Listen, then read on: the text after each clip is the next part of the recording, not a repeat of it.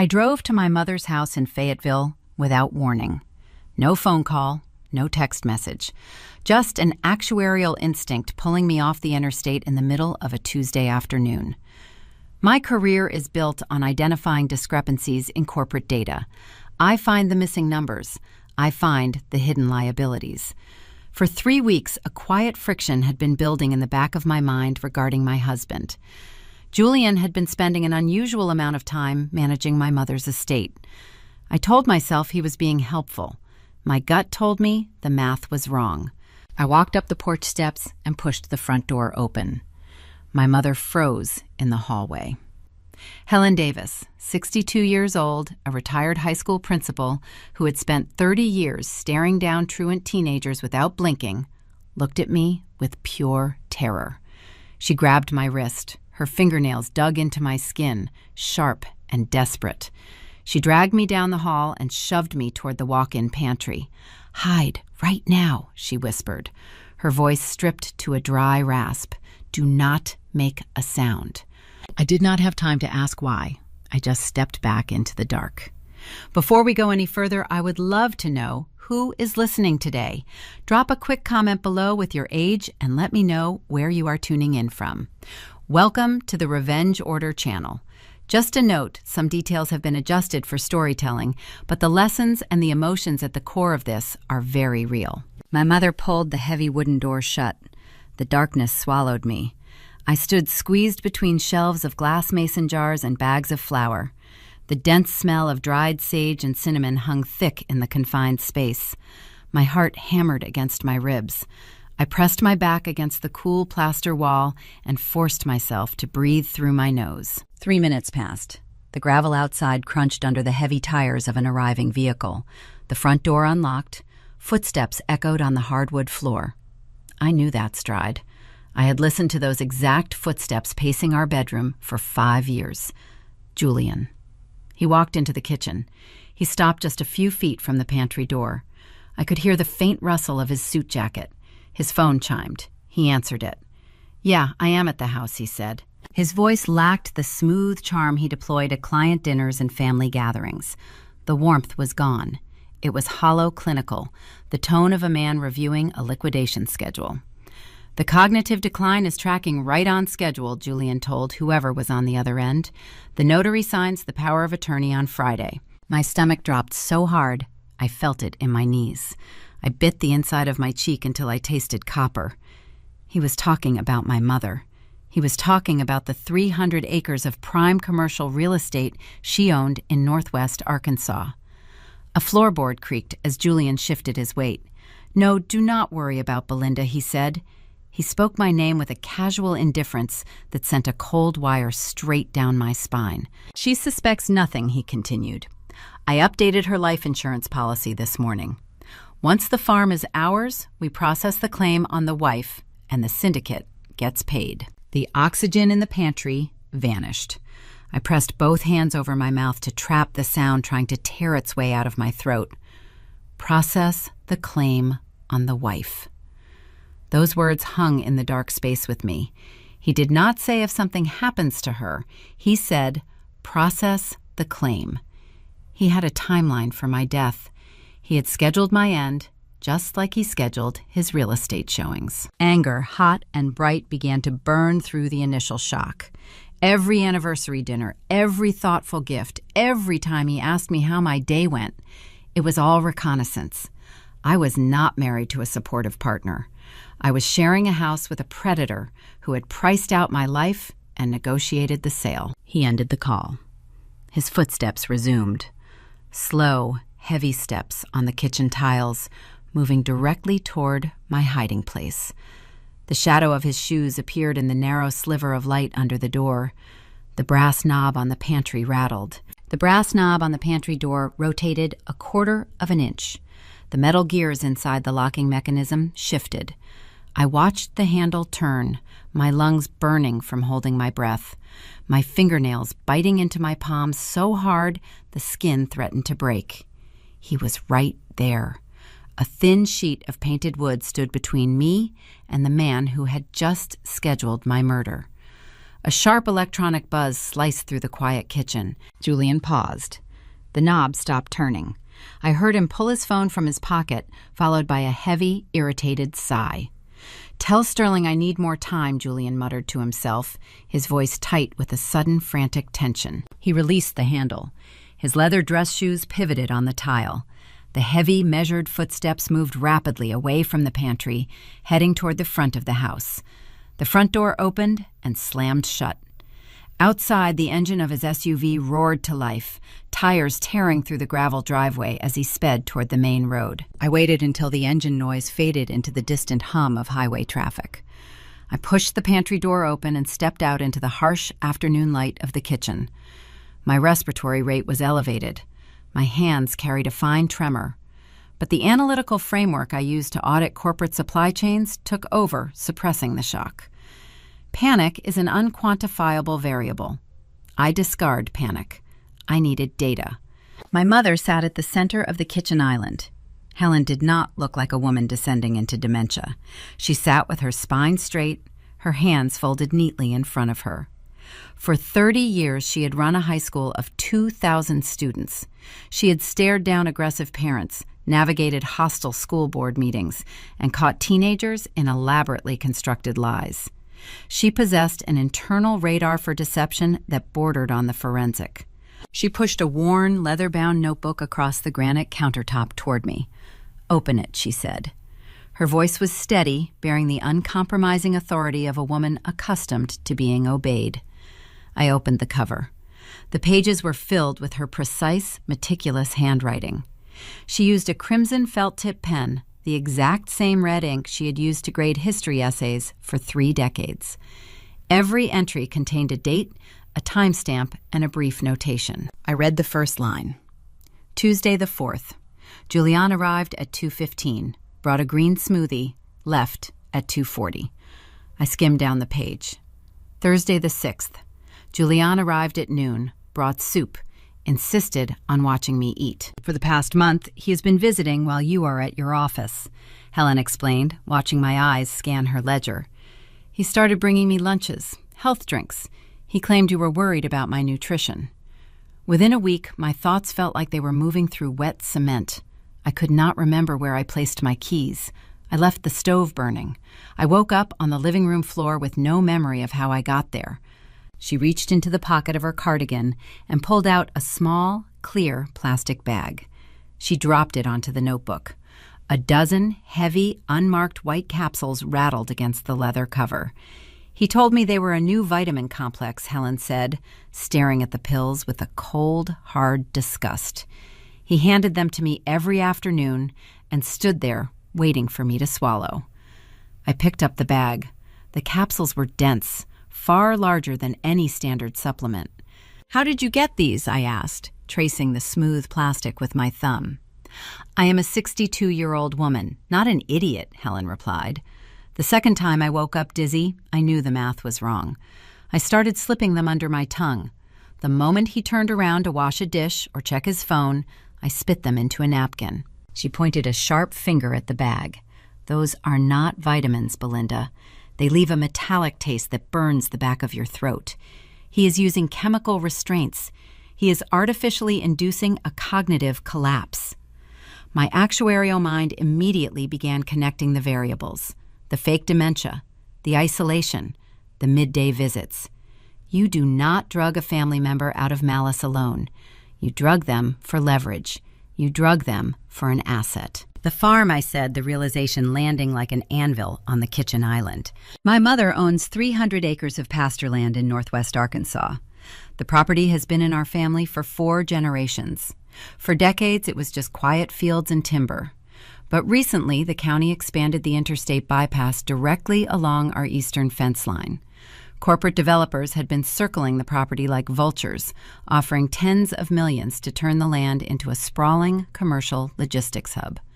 Helen had rejected every offer. She wanted to preserve the soil. Julian is a commercial real estate broker. He knew the exact valuation of every square foot of that pasture. If Helen refused to sell, the only way he could access the land was if she were no longer legally competent to manage her own estate. He needs you declared incapacitated, I said, tracing the perimeter of the notebook. If you are diagnosed with severe dementia, the state strips your legal rights. Control of the estate transfers to your next of kin. Helen reached beneath the notebook and pulled out a thick manila folder. She slid it across the counter. He is not waiting for a diagnosis, she said. I opened the folder. The header on the first page read, Benton County Probate Court. It was a formal legal petition for an emergency conservatorship. The document claimed Helen Davis was a danger to herself, citing multiple instances of memory loss, wandering, and inability to manage basic household tasks. The petition requested immediate transfer of all financial and medical authority. I flipped to the final page. My breath caught in my throat. At the bottom of the document, right above the notary seal, sat my signature, Belinda Parker. I stared at the ink. The loops were perfect. The distinct sharp slash of the letter K was identical to how I signed my audit reports. It was a flawless forgery. He had practiced my handwriting. He had studied the mechanics of my signature until he could replicate it blind. He is not just trying to steal the land, I whispered, feeling the blood drain from my face. He is setting me up as the petitioner. The trap was elegantly lethal. Julian was making me the legal guardian on paper. Once the conservatorship cleared, the state would grant me total control of the 300 acres. Then, as he had casually mentioned on the phone in the kitchen, he would process the life insurance claim on me. With Helen incapacitated and me deceased, Julian would inherit the entire estate as the grieving widower. He would control the land, the life insurance payout, and every asset we owned. The scope of his betrayal was staggering. He had weaponized our marriage to construct a financial slaughterhouse. The silence in the kitchen shattered. My cell phone rang, vibrating violently against the granite countertop. The sudden noise made my shoulders flinch. I looked down at the bright screen. Julian. He was calling me. The man who had forged my signature to steal my family legacy. The man who had just scheduled my murder was calling my personal cell. I looked at my mother. Helen held my gaze, her expression unyielding. She nodded once, a silent command to step into the ring. I picked up the phone. I swiped the green icon and brought the speaker to my ear. I forced my vocal cords to relax, projecting the mild, affectionate fatigue of a woman wrapping up a long day at the office. "Hello," I said. "Hey, beautiful," Julian replied. His voice was a masterpiece of domestic warmth. The cold, clinical tone from his earlier phone call was entirely gone. He sounded like a man deeply in love, radiating a comfortable, easy charm that wrapped around the line like a velvet cord. "I just pulled the steaks out of the marinade," Julian continued, the sound of a knife chopping vegetables audible in the background. "I poured a glass of that Cabernet you love. What time do you think you will make it home for our anniversary dinner?" I stood in my mother's kitchen, staring at a forged legal document that signed away her freedom, holding a bag of heavy sedatives he had used to poison her. I listened to my husband chop vegetables for a romantic meal, preparing to look me in the eye and toast to our future. How do you sit across a dinner table from a man who is actively plotting your demise? "I am just wrapping up a final audit report," I lied, keeping my tone perfectly balanced on the edge of professional fatigue. Julian chuckled, a rich, warm sound echoing through the phone speaker. "Do not work too late," he said. "I have the ribeyes seasoned just the way you like them. The wine needs to breathe." I told him I would be home in 40 minutes. I pressed the red button to end the call and lowered the device slowly to the granite counter. The silence returned to my mother's kitchen, thick and heavy. Helen watched me from across the island. She did not offer empty reassurances. She understood the severity of the board we were playing on. I placed her leather-bound ledger and the plastic bag of sedatives into my tote bag. The evidence clicked against my laptop casing. I kissed her cheek, promising to call her from a secure line, and walked out the front door. The sky over Fayetteville had bruised into a charcoal gray. A light, freezing drizzle began to fall as I started the engine. I pulled out of the gravel driveway and merged onto Interstate 49 heading south. The windshield wipers dragged back and forth with a steady, rubbery squeak. Beneath me, the rhythmic thumping of my tires on the wet asphalt served as a mechanical metronome against my racing heart. My hands gripped the steering wheel at 10 and 2. The physical world outside my windows blurred into streaks of muted headlights and dark pine trees. Internally, I was drafting a threat matrix. An actuary evaluates risk by isolating variables, finding the root cause of systemic failure. Julian was the systemic failure. He had forged my signature on conservatorship documents. He was poisoning my mother to steal 300 acres of prime commercial real estate. He had casually discussed processing my life insurance claim. But a man executing a scheme of this magnitude does not leave his digital flanks unguarded. He would have a contingency plan, a narrative prepared for when the authorities eventually asked questions. I needed to see his ledger. I took the next exit, steering my sedan into the vacant parking lot of an abandoned strip mall. The flickering neon glow of a solitary street lamp illuminated the rain-streaked glass.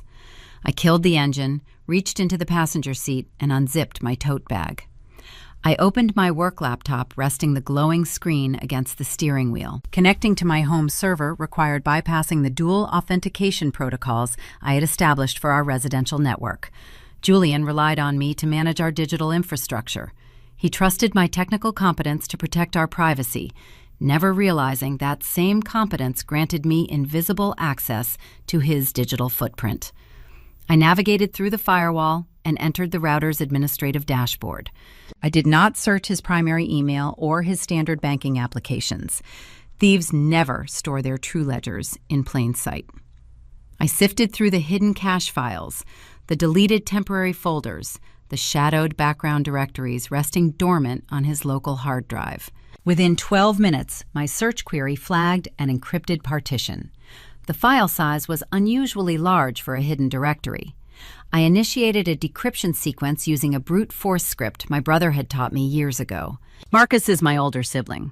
He spent 8 years as a military logistics officer, coordinating supply chain security overseas, before returning to Arkansas to launch his own cybersecurity firm in Little Rock. He views the world through the lens of structural vulnerabilities. He taught me that every digital lock has a stress point.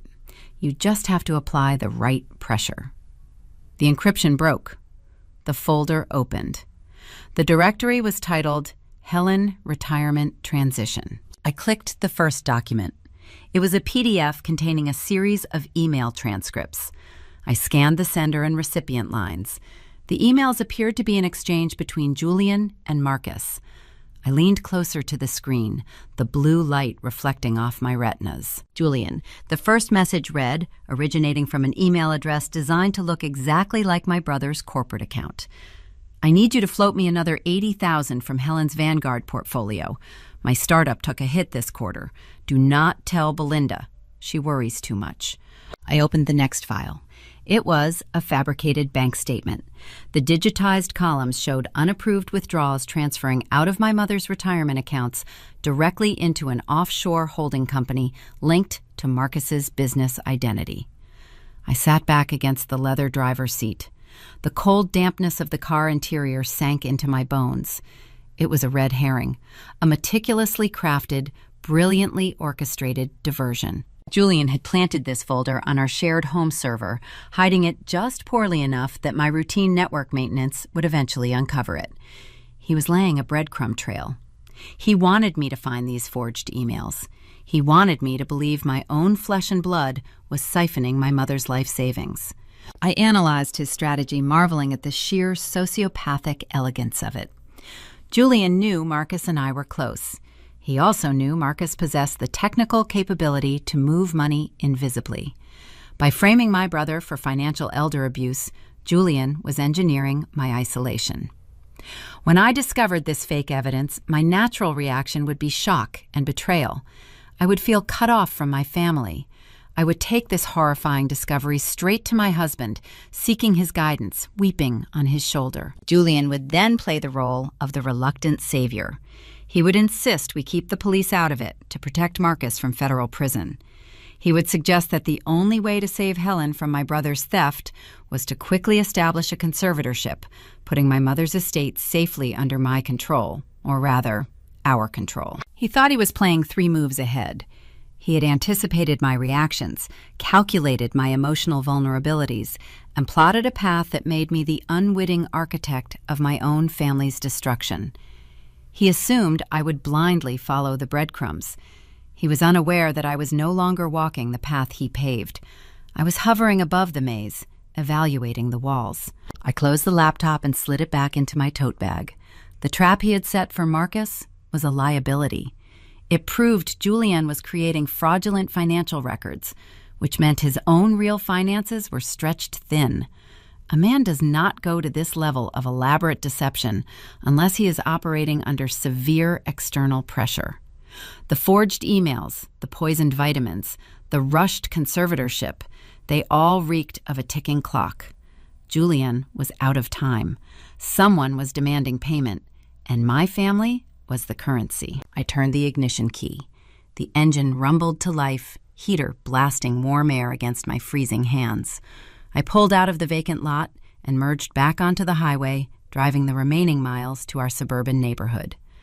The rain slowed to a misty drizzle as I turned onto our quiet, manicured street. The oak trees cast long, stretching shadows across the pristine lawns. It looked like a neighborhood built on safety, predictable routines, and quiet comfort. The ultimate illusion. I steered my sedan into our paved driveway. The motion sensor floodlights snapped on, illuminating the front porch. Julian stood in the open doorway. He wore a tailored, button-down shirt, the sleeves rolled up to his forearms, revealing the expensive silver watch I had bought him for our 3rd anniversary. He held a crystal wine glass in his left hand, the dark ruby liquid swirling gently against the rim. He leaned against the doorframe, relaxed, exuding the easy, captivating charm I had trusted implicitly for half a decade. His lips curled into a warm, welcoming smile as I stepped out of the vehicle. "Hey," he called out softly over the damp evening air. "I was starting to miss you." I slung my tote bag over my shoulder. The heavy sedatives and the forged ledger weighed against my hip. I looked at the man who had scheduled my death, smiling back at him with the flawless, relaxed affection of a devoted wife returning to her sanctuary. How do you sit across from a man who is actively plotting your demise? You look him right in the eye, and you prove who is the better liar. I walked up the front steps, letting the exhaustion of a 10-hour workday settle into my posture. I allowed my shoulders to slump slightly, adopting the weary, appreciative demeanor of a spouse returning to a cooked meal. I met Julian at the threshold. He pulled me into a smooth, practiced embrace, kissing my forehead. He smelled of garlic, expensive cologne, and a subtle trace of the damp outdoor air. "You look drained, Belinda," he murmured, stepping back to hand me the glass of Cabernet. "Go wash up. Dinner is ready." I took the glass. The crystal felt heavy and cold against my skin. I thanked him, walked down the hall to the master bathroom, and closed the door. I set the wine on the marble counter, turning the cold water faucet to a steady stream to mask any sound. I opened my tote bag, retrieved the plastic bag of heavy sedatives and my mother's leather-bound ledger, and slid them securely beneath a stack of plush towels in the bottom drawer of the linen closet. I stared at my reflection in the mirror above the sink. My pupils were dilated. The adrenal response was flooding my system, demanding an outlet. Fight or flight. I could not do either. I had to sit at a dining table and eat a medium-rare ribeye with my executioner. My father was a senior actuary for a multinational insurance firm. He spent his life assessing mortality rates and catastrophic risk. When I was 9 years old, he taught me how to play chess on a heavy wooden board in our living room. I remember pushing my knights forward, focused entirely on capturing his pawns, moving with the aggressive, narrow vision of a child. He stopped my hand before I could touch the piece.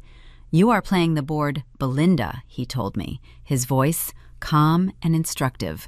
"The board is just a distraction. You play the opponent. You find out what they value most. You make them think they can have it, and you use their own greed to dictate their next move." I turned off the faucet. I dried my hands. I smoothed the lapels of my blazer, wiped the tension from my expression, and walked into the dining room. Julian had set the table with the good silverware. A pair of thick, seared steaks rested on porcelain plates alongside roasted asparagus. He sat at the head of the table, pouring a second glass of wine for himself. The ambient lighting cast soft shadows across his sharp jawline. He looked entirely at ease, a man celebrating 5 years of a successful, thriving partnership. I took my seat across from him. I cut into my steak, bringing the meat to my lips, chewing, forcing my throat to swallow despite the nausea twisting in my stomach. "This is incredible," I said, maintaining direct eye contact. "Thank you for doing this." He smiled, a genuine, warm expression. "You work too hard. I wanted to make sure you had a good night. How was the office?" We discussed my day. I fabricated a story about a tedious compliance audit, complaining about stubborn department heads and missing expenditure reports. I fed him the mundane details of my fictional afternoon, letting him believe my mental bandwidth was entirely consumed by corporate bureaucracy. He listened attentively, nodding at the right moments, asking supportive questions.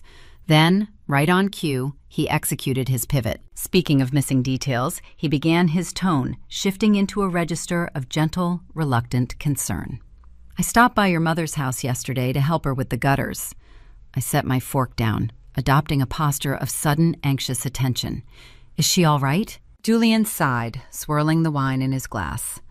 "Belinda, I do not want to worry you, but her memory lapses are getting worse. She left the gas burner on. She could not remember where she put her house keys. I had to guide her back to the living room because she looked completely lost in her own kitchen." He paused, letting the fabricated severity of the situation hang in the air between us. "It is becoming dangerous for her to live alone on that massive farm." Julian continued leaning forward, extending a hand to cover mine on the table. His skin was warm. I did not pull away. "I know how much you have on your plate right now. You cannot manage a corporate firm and be a full-time caregiver. Let me handle this. I can look into some premium assisted living facilities. We can initiate a transition to keep her safe and save you the stress." I watched him deliver the lie. I looked for the hesitation, the guilt, the subtle breakdown of his composure. There was none. His delivery was flawless. He was the picture of a devoted husband stepping up to shoulder a tragic family burden, except for his right hand. While his left hand offered me comfort, the index finger of his right hand rested against the base of his wineglass on the table. Tap, tap, tap. A rapid, rhythmic, almost imperceptible drumbeat against the crystal. I stared at that finger. 5 years of marriage. 5 years of dinners, conversations, and shared silence, and I had never noticed his tell until tonight. He tapped the glass when he lied. It was a physical leak in his otherwise watertight performance, nervous energy escaping through a microscopic fissure. "That is incredibly thoughtful of you," I said, squeezing his hand back, allowing my voice to tremble just enough to convey overwhelming gratitude. "I do not know what I would do without you." "Where were you today? Did you look at facilities this afternoon?" Tap, tap, tap. "No," he replied smoothly, withdrawing his hand to take a sip of his Cabernet. "I was tied up at my real estate office in Bentonville all afternoon. Some commercial zoning disputes.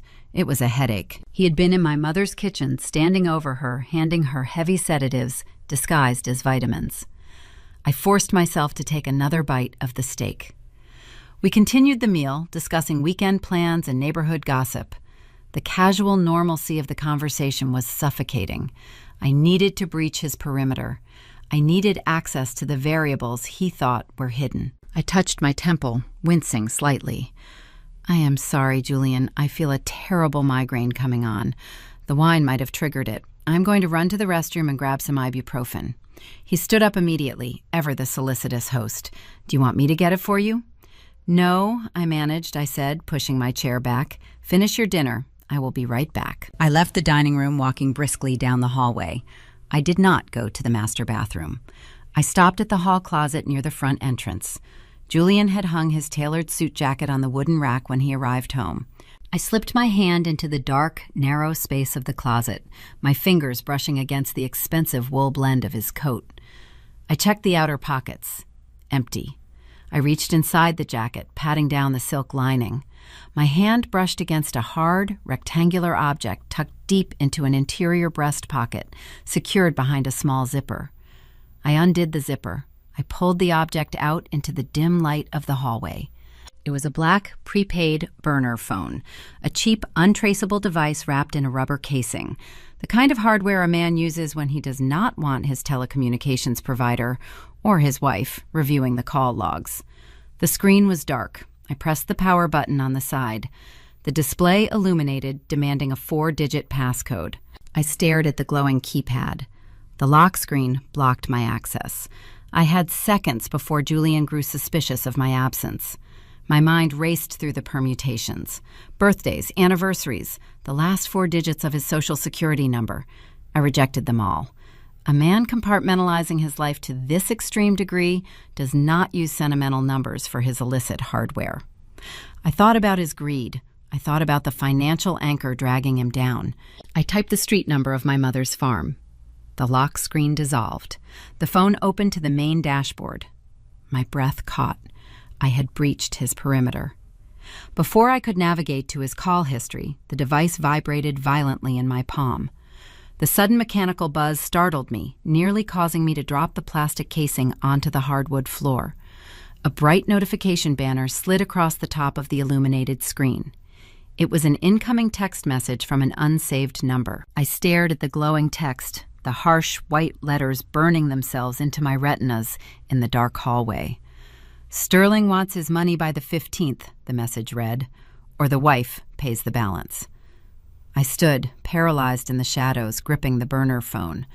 The 15th was exactly 8 days away. Julian was not just rushing the conservatorship to acquire the land. He was racing against a hard deadline set by someone willing to collect the debt in blood. Who is Sterling, and what is the true price of Julian's debt? The drive from northwest Arkansas to Little Rock takes 3 hours. The highway stretched ahead of my headlights like a long black ribbon cutting through the Ozark Mountains. The rain had stopped, leaving a heavy fog clinging to the asphalt. At 3 a.m, the world feels abandoned. I pulled into a desolate truck stop off Interstate 40 to refuel. The fluorescent lights buzzed overhead, casting a sickly yellow glow over the cracked pavement. I bought a cup of black coffee from a stained glass pot. The liquid scalded my tongue. It carried a bitter, burnt taste, a harsh, acidic flavor that sat heavy in my throat. I welcomed the discomfort. The physical sensation grounded me, tethering my racing mind to the immediate present. I arrived at the industrial park on the outskirts of Little Rock just before dawn. My brother operates his cybersecurity firm out of a retrofitted concrete warehouse. There are no exterior signs. The windows are sealed with steel plating. I swiped my emergency access card at the perimeter gate, parked my sedan, and bypassed the secondary biometric scanner at the main entrance. Marcus sat in the center of his windowless command center, surrounded by towering server racks and a semicircle of glowing monitors. At 38, he retained the rigid, disciplined posture of his military logistics days. He spent years overseas hunting digital ghosts for the Defense Department before bringing his talents back to Arkansas. He did not ask questions when I walked in holding the flash drive. He took one look at my face, grabbed the drive, and plugged it into an isolated terminal. "Make coffee." Marcus ordered, his fingers already flying across the mechanical keyboard. Real coffee, not that sludge you bought on the road. I stood behind his ergonomic chair, watching lines of code cascade down the primary screen. The decryption software hummed, tearing through the weak security protocols of Julian's prepaid device. Within 20 minutes, the firewall collapsed. The encrypted messaging application fractured open, spilling its contents across the display. Marcus leaned closer to the monitor. The blue light reflected off his glasses. His jaw tightened into a hard, rigid line. "Belinda," Marcus said, his voice dropping into a low, grave register. "Who is Victor Sterling?" I stared at the name populating the top of the message thread. It was the same name from the text I had intercepted hours earlier. "I do not know," I replied. Julian mentioned him in a text demanding money by the 15th. Marcus opened a secure browser, accessing a restricted state law enforcement database. His keystrokes echoed sharply in the silent room. He pulled up a dossier and expanded a mugshot on the right side of the screen. Victor Sterling is not a banker, Marcus explained, scrolling through the criminal rap sheet. He operates a commercial lending syndicate out of Springdale. It is a hard money firm. They loan capital to desperate real estate developers who cannot secure traditional financing. The interest rates are extortionate. If you miss a payment, they do not send a collection agency. They seize your assets using force. The firm is a front for a regional organized crime network. My actuarial mind categorized the variable. Julian had bypassed traditional banks. He had climbed into the financial underworld. How much does he owe them? I asked, bracing myself for the number. Marcus ran a decryption script on a cluster of PDF invoices attached to the message thread. He opened the ledger. 2.5 million, Marcus stated. The figure hit me with the blunt force of a physical blow. Julian had taken out a secondary mortgage on our home for $400,000, but that was merely a fraction of the true liability. He was drowning. Marcus kept digging. He isolated a secondary folder buried beneath the billing statements. He clicked the icon expanding a scanned legal contract. The document bore the official seal of the Benton County Assessor. Wait, Marcus muttered, his brow furrowing.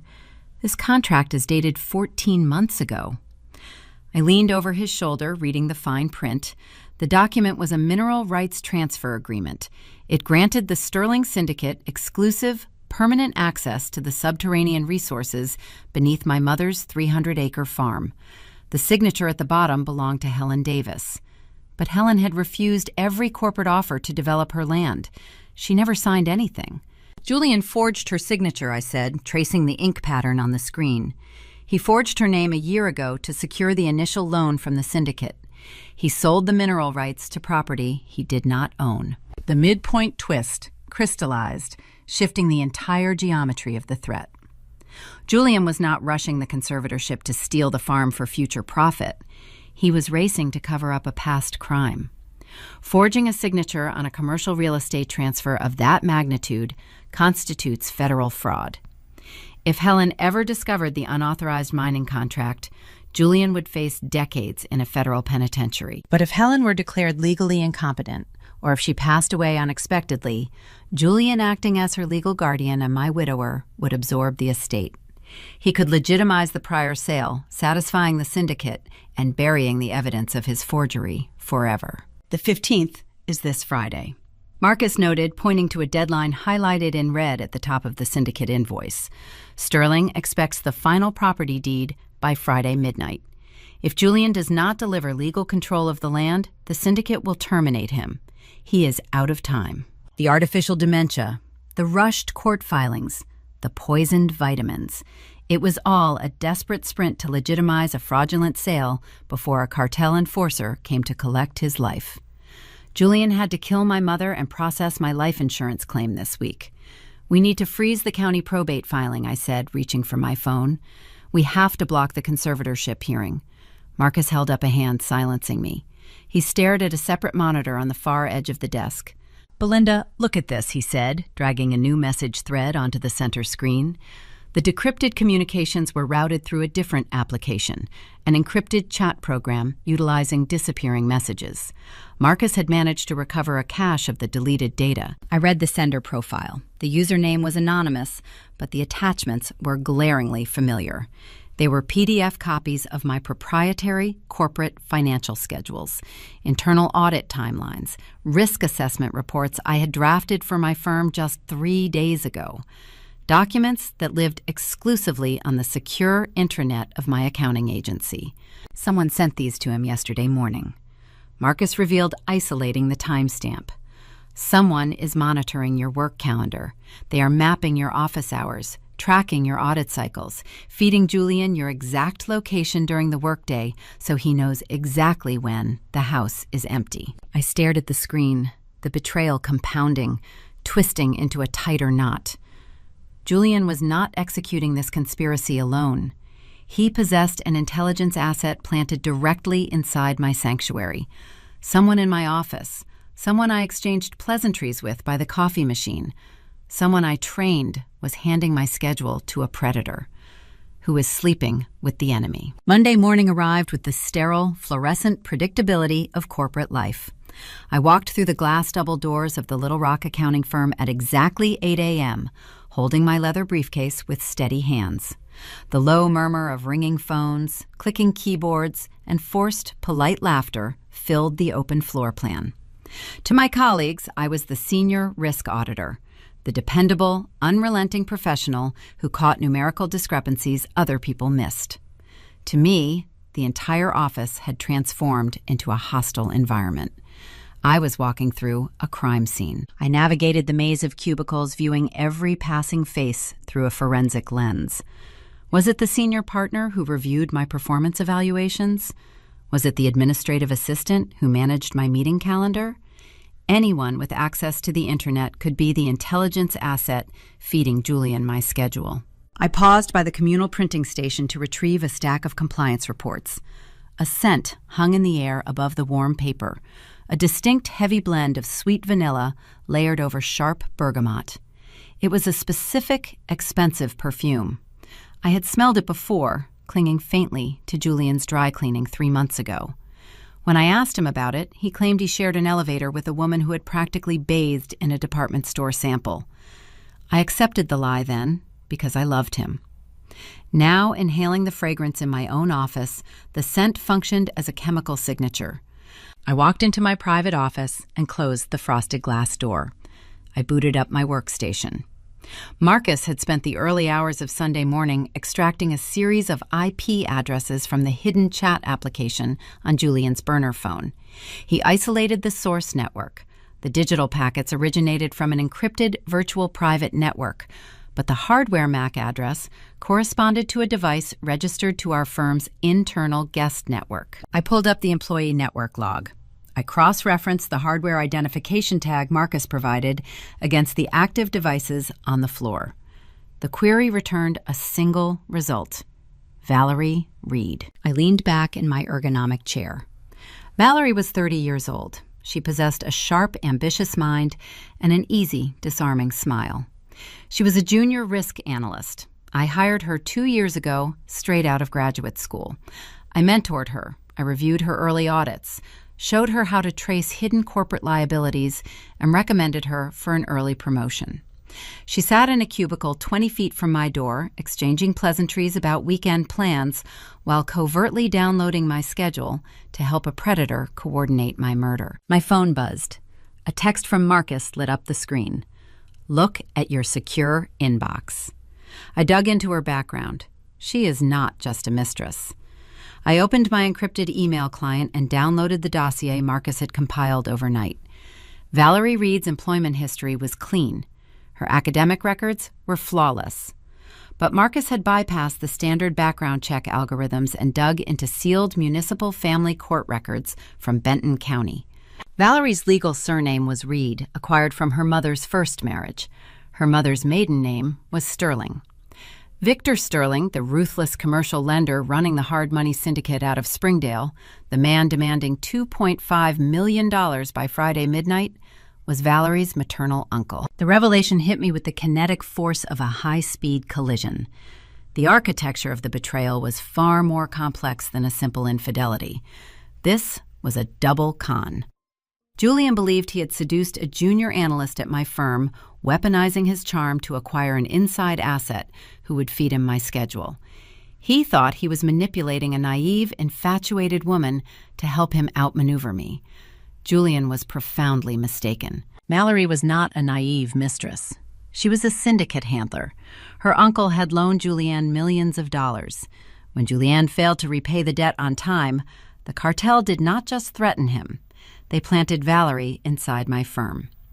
She seduced Julianne, inserting herself into his life to monitor his progress on the farm acquisition. She was managing the asset. She kept Julianne on a tight leash, feeding him the information he needed to secure the land, ensuring he completed the theft so her uncle would get paid. Julianne thought he was playing her, but Valerie was managing him for organized crime. I was caught in the crossfire of a predator being hunted by a larger predator. A shadow moved across the frosted glass of my office door. 2 sharp knocks broke the silence. The door swung open. Valerie walked in. She wore a tailored navy suit. Her hair was pulled back into a sleek, professional clasp. She radiated competent, eager energy. The scent of vanilla and bergamot followed her into the room, settling over my desk like an invisible fog. "Good morning, Belinda," Valerie said, her smile wide and seemingly genuine. "I know you have a packed schedule today, but I need a quick sign-off on these end-of-month vendor payments before the accounting cycle closes." She stepped up to my desk and set a thick manila folder directly over my keyboard. I looked at the young woman I had mentored.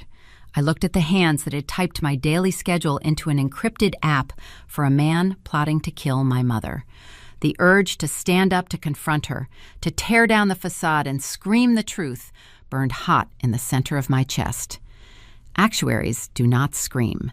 We evaluate the math. We let the numbers spring the trap. "Of course, Valerie," I replied, keeping my voice perfectly modulated, projecting the mild distraction of a busy supervisor. "Let me see what we have." I opened the folder.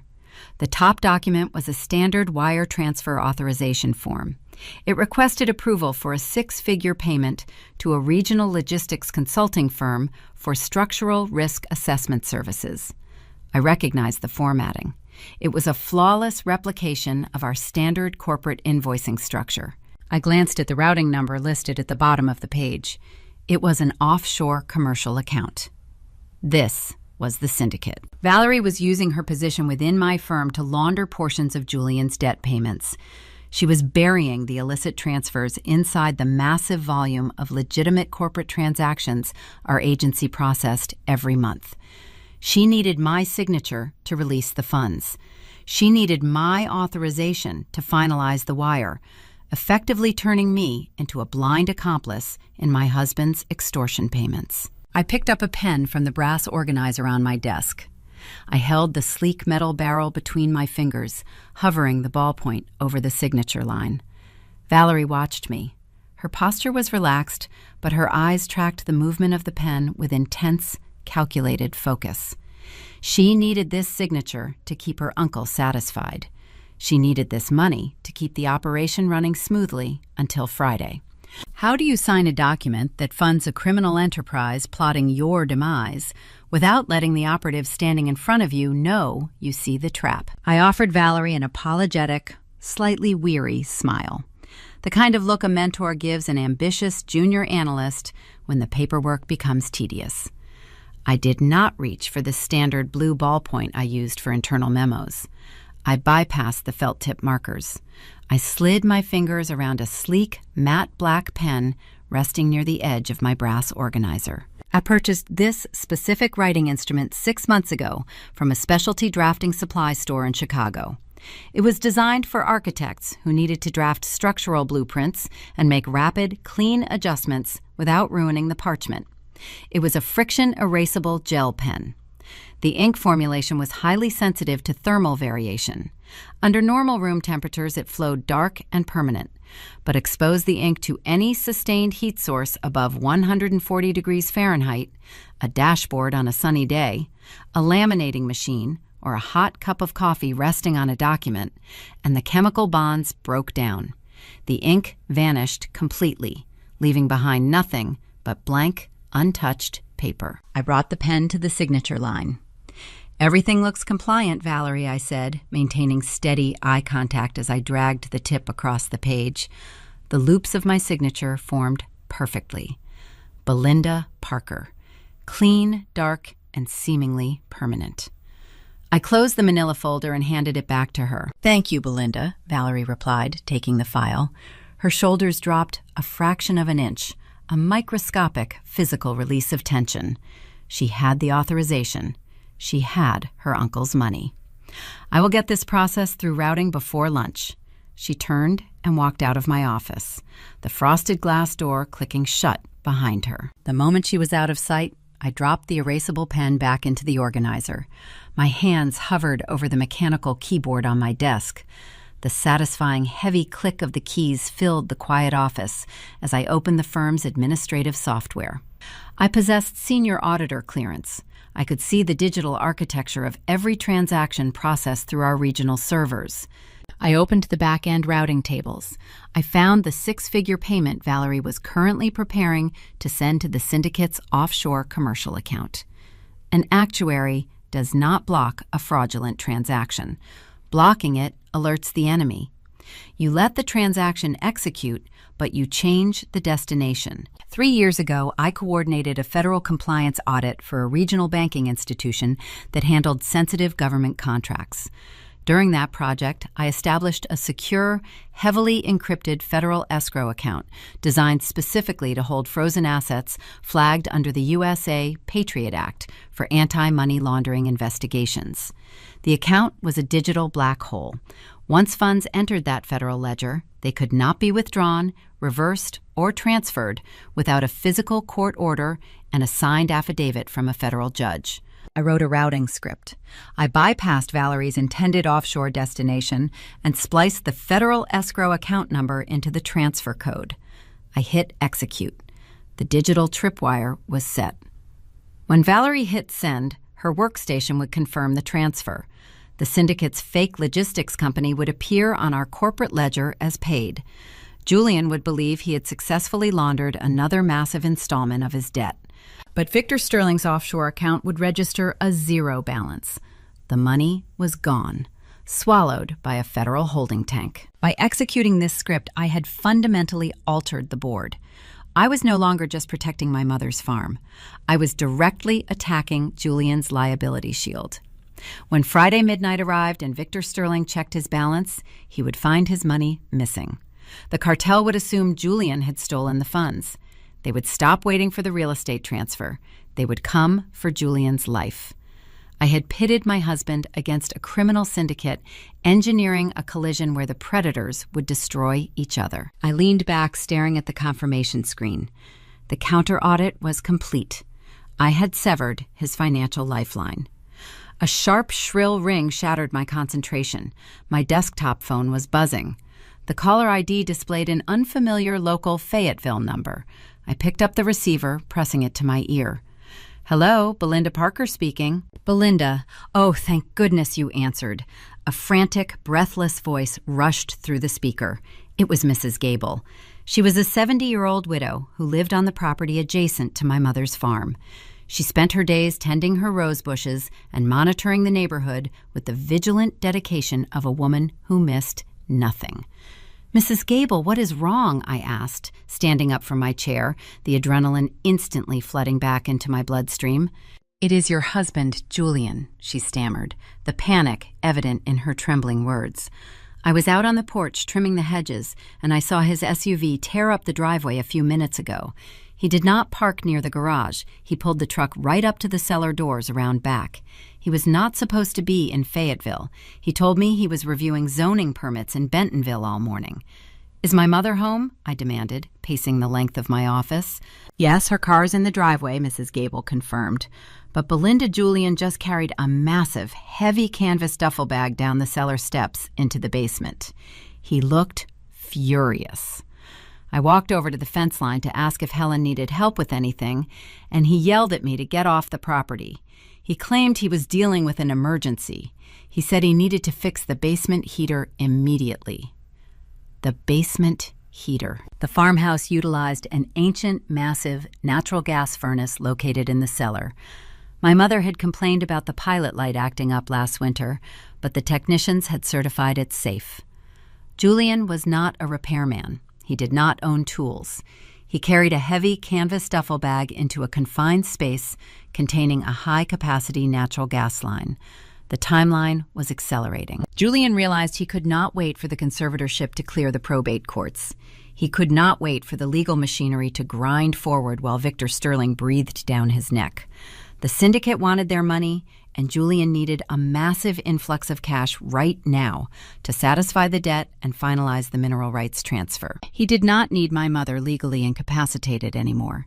He needed her deceased. A fatal accident. A tragic residential gas explosion. The life insurance policy would pay out double for accidental death, and the property deed would transfer to his control as the grieving son-in-law without any probate delays.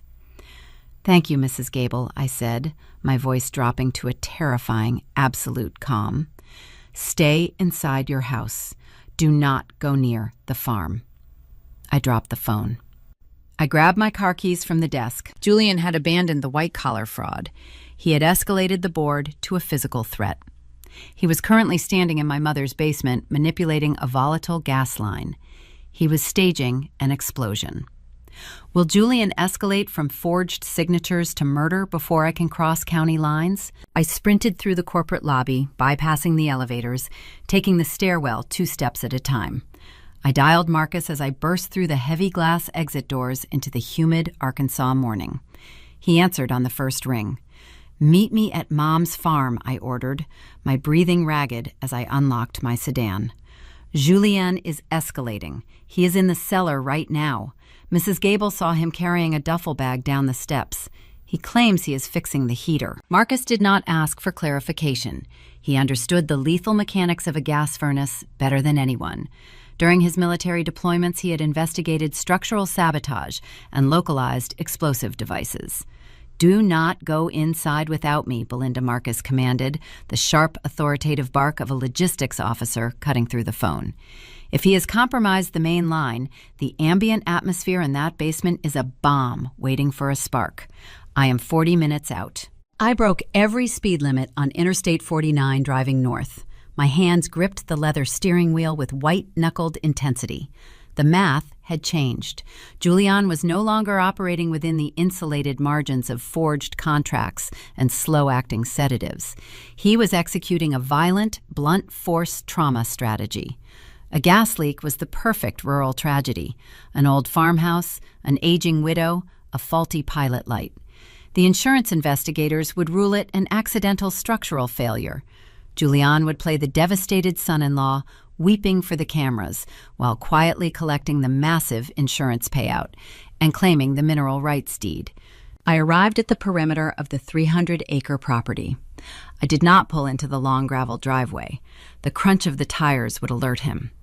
I parked my sedan behind a dense cluster of overgrown blackberry bushes near the eastern fence line, masking the vehicle from the main house. I moved through the tall, damp grass, keeping the sprawling oak trees between my body and the cellar doors. My pulse thrummed a chaotic, heavy beat against my eardrums. I reached the edge of the tree line just as Marcus's dark gray truck rolled silently onto the grassy shoulder behind my car. He killed the engine and stepped out. He was dressed in dark utilitarian clothing, carrying a tactical equipment bag slung over his shoulder. His expression was a terrifyingly calm, focused mask. "He is still down there," I whispered, pointing toward the cellar access doors propped open at the rear of the farmhouse. Julian's SUV was parked directly beside the entrance, the trunk standing wide open. Marcus dropped to one knee, retrieving a specialized environmental sensor from his bag. He activated the device, holding the intake nozzle toward the faint breeze drifting from the open cellar. I smelled it before the sensor registered a reading. A faint, sickening sulfurous odor creeping through the humid air. Mercaptan. It is the distinct, rotting cabbage chemical additive utility companies inject into odorless natural gas lines, specifically to warn homeowners of a lethal leak. The baseline is elevating. Marcus stated, his voice a tight whisper as he read the digital display. He has opened the primary valve on the furnace. The basement is filling with raw, combustible gas. "We have to pull Mom out of the house," I said, panic finally breaching my analytical firewall. I took a step toward the porch. Marcus grabbed my arm, his grip absolute and unyielding. "Stop," he ordered. "Look at the driveway." I followed his gaze. Helen's sedan was parked near the front porch, but the driver's side door was ajar and the trunk was open. Several reusable grocery bags sat on the porch railing. "She is not inside." Marcus deduced his analytical mind, processing the visual data. "The engine block on her car is pinging. She just got home from the market. She likely saw Julien's truck, smelled the gas from the porch, and walked over to Mrs. Gable's house to wait for the fumes to clear. Julien thinks she is upstairs taking a nap. He is setting the trap, assuming she is directly above the blast radius." The realization hit me like physical, blunt force. Julien was intending to detonate the house with my mother inside. He needs an ignition source. Marcus continued, his eyes locked on the cellar doors. He will not risk staying in the blast zone. He has to set a delayed trigger so he can establish an alibi miles away when the house goes up. Marcus unzipped a secondary compartment on his tactical bag. He pulled out a micro-thermal camera and a small, heavy-duty flashlight. "We do not stop him outright," Belinda Marcus whispered, formulating the countermeasure in real time. "If we confront him now, he claims he was just trying to fix a broken pipe. He denies the sabotage. We have no physical proof of intent, but if we let him finish setting his delayed trigger, we capture undeniable evidence of premeditated attempted murder." Marcus moved with terrifying, silent speed. He slipped through the tall grass, bypassing the open cellar doors, and vanished into a narrow crawlspace access grate on the side of the house. The grate led directly into the utility closet adjoining the basement furnace room. I stood paralyzed behind the oak tree, watching the open cellar doors, my chest tight with suffocating dread. I trusted my brother's tactical expertise, but he was crawling into an enclosed space, rapidly filling with explosive gas, separated from a desperate predator by only a thin drywall partition. 4 agonizing minutes ticked past. The smell of mercaptan grew heavier, stinging the back of my throat. Suddenly, the heavy cellar doors creaked. Julian emerged from the basement. He moved quickly, climbing the concrete steps and stepping out into the yard. He wore a pair of heavy work gloves. He pulled them off, slapping them against his thigh, dusting a fine layer of basement soot from his tailored trousers. He did not look panicked. He looked intensely satisfied. The posture of a man who had successfully finalized a difficult transaction. He threw the gloves into the open trunk of his SUV, slammed the hatch shut, and climbed into the driver's seat. He started the engine, threw the vehicle into reverse, and tore down the gravel driveway, speeding toward the highway. The moment Julian's truck disappeared over the hill, Marcus crawled backward out of the access grate, coughing violently into his sleeve. His face was pale, his eyes watering from the fumes. "Did you get it?" I demanded, rushing to help him to his feet. Marcus nodded, pulling in deep, ragged breaths of clean air. He held up a small, charred mechanical component.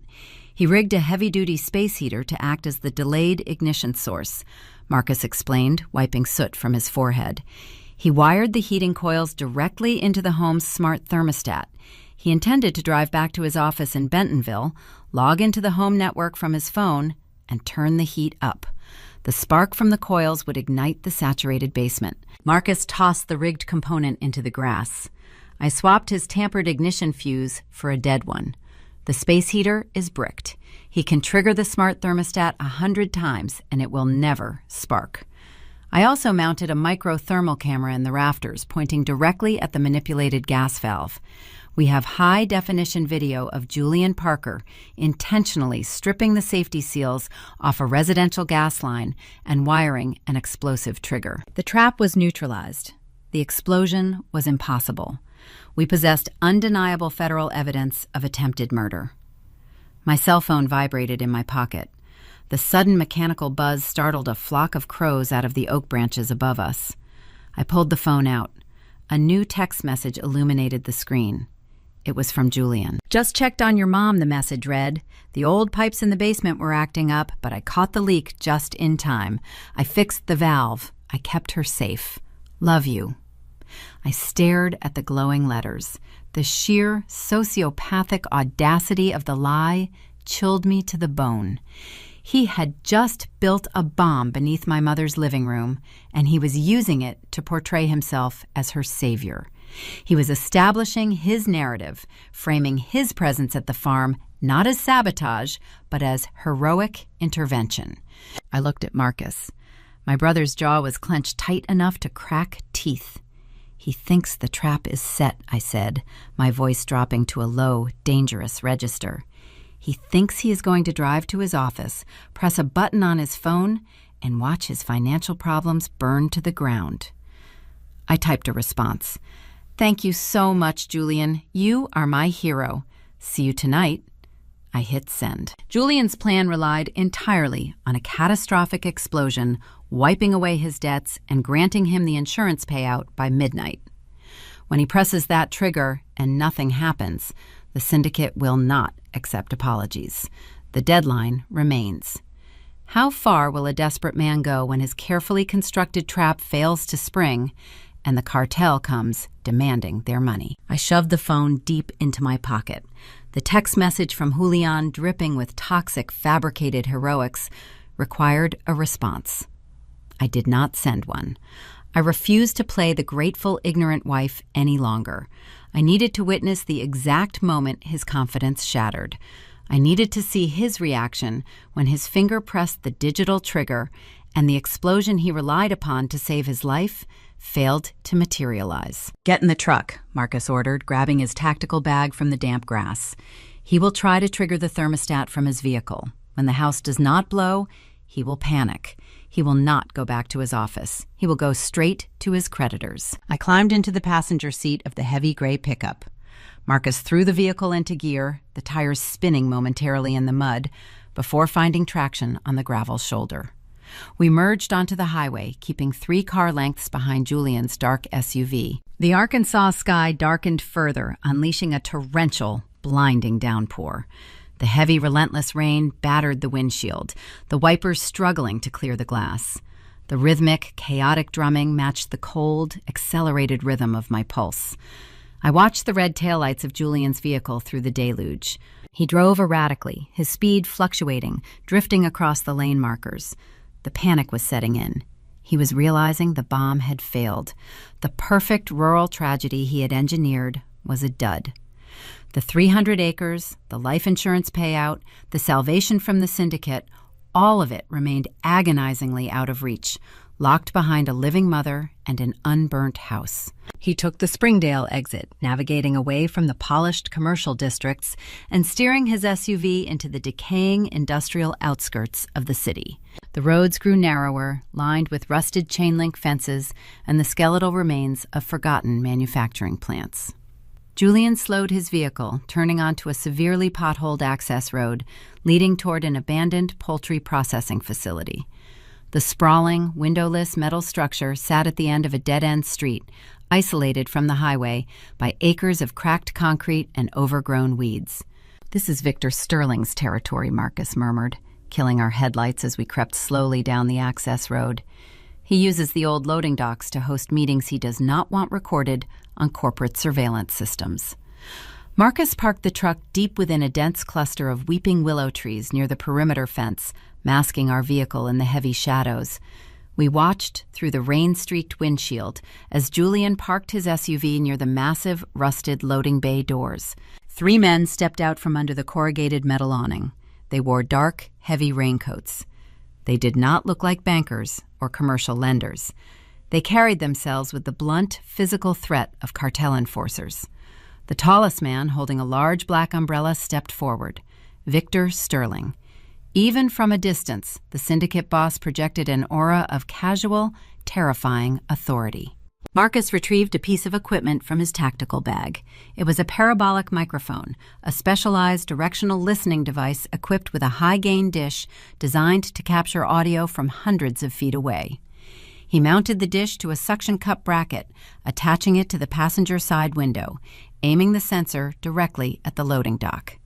He handed me a pair of noise-canceling headphones. "Put these on," he instructed, plugging the audio jack into a digital receiver. I slipped the headphones over my ears. The static hum of the rain vanished, replaced by the amplified, hyper-clear audio captured from the loading bay. I could hear the wet crunch of Julian's shoes on the concrete. The deal was, today, Julian Victor Sterling's voice boomed through the headset, harsh and unforgiving. "Where is the deed? Where is the insurance payout you guaranteed?" "There was a complication," Julian stammered. His voice lacked the smooth, practiced charm he used at dinner parties. It was reedy, thin, stretched tight with genuine terror. The gas line failed to ignite. I wired the thermostat perfectly, but the fuse must have shorted. I just need 24 more hours to reset the parameters. "I do not deal in delays," Julian Victor growled, the sound of his umbrella shifting audibly. "You borrowed $2.5 million. You pledged mineral rights you do not legally own. You promised me a tragedy that would clear the title. The tragedy did not happen."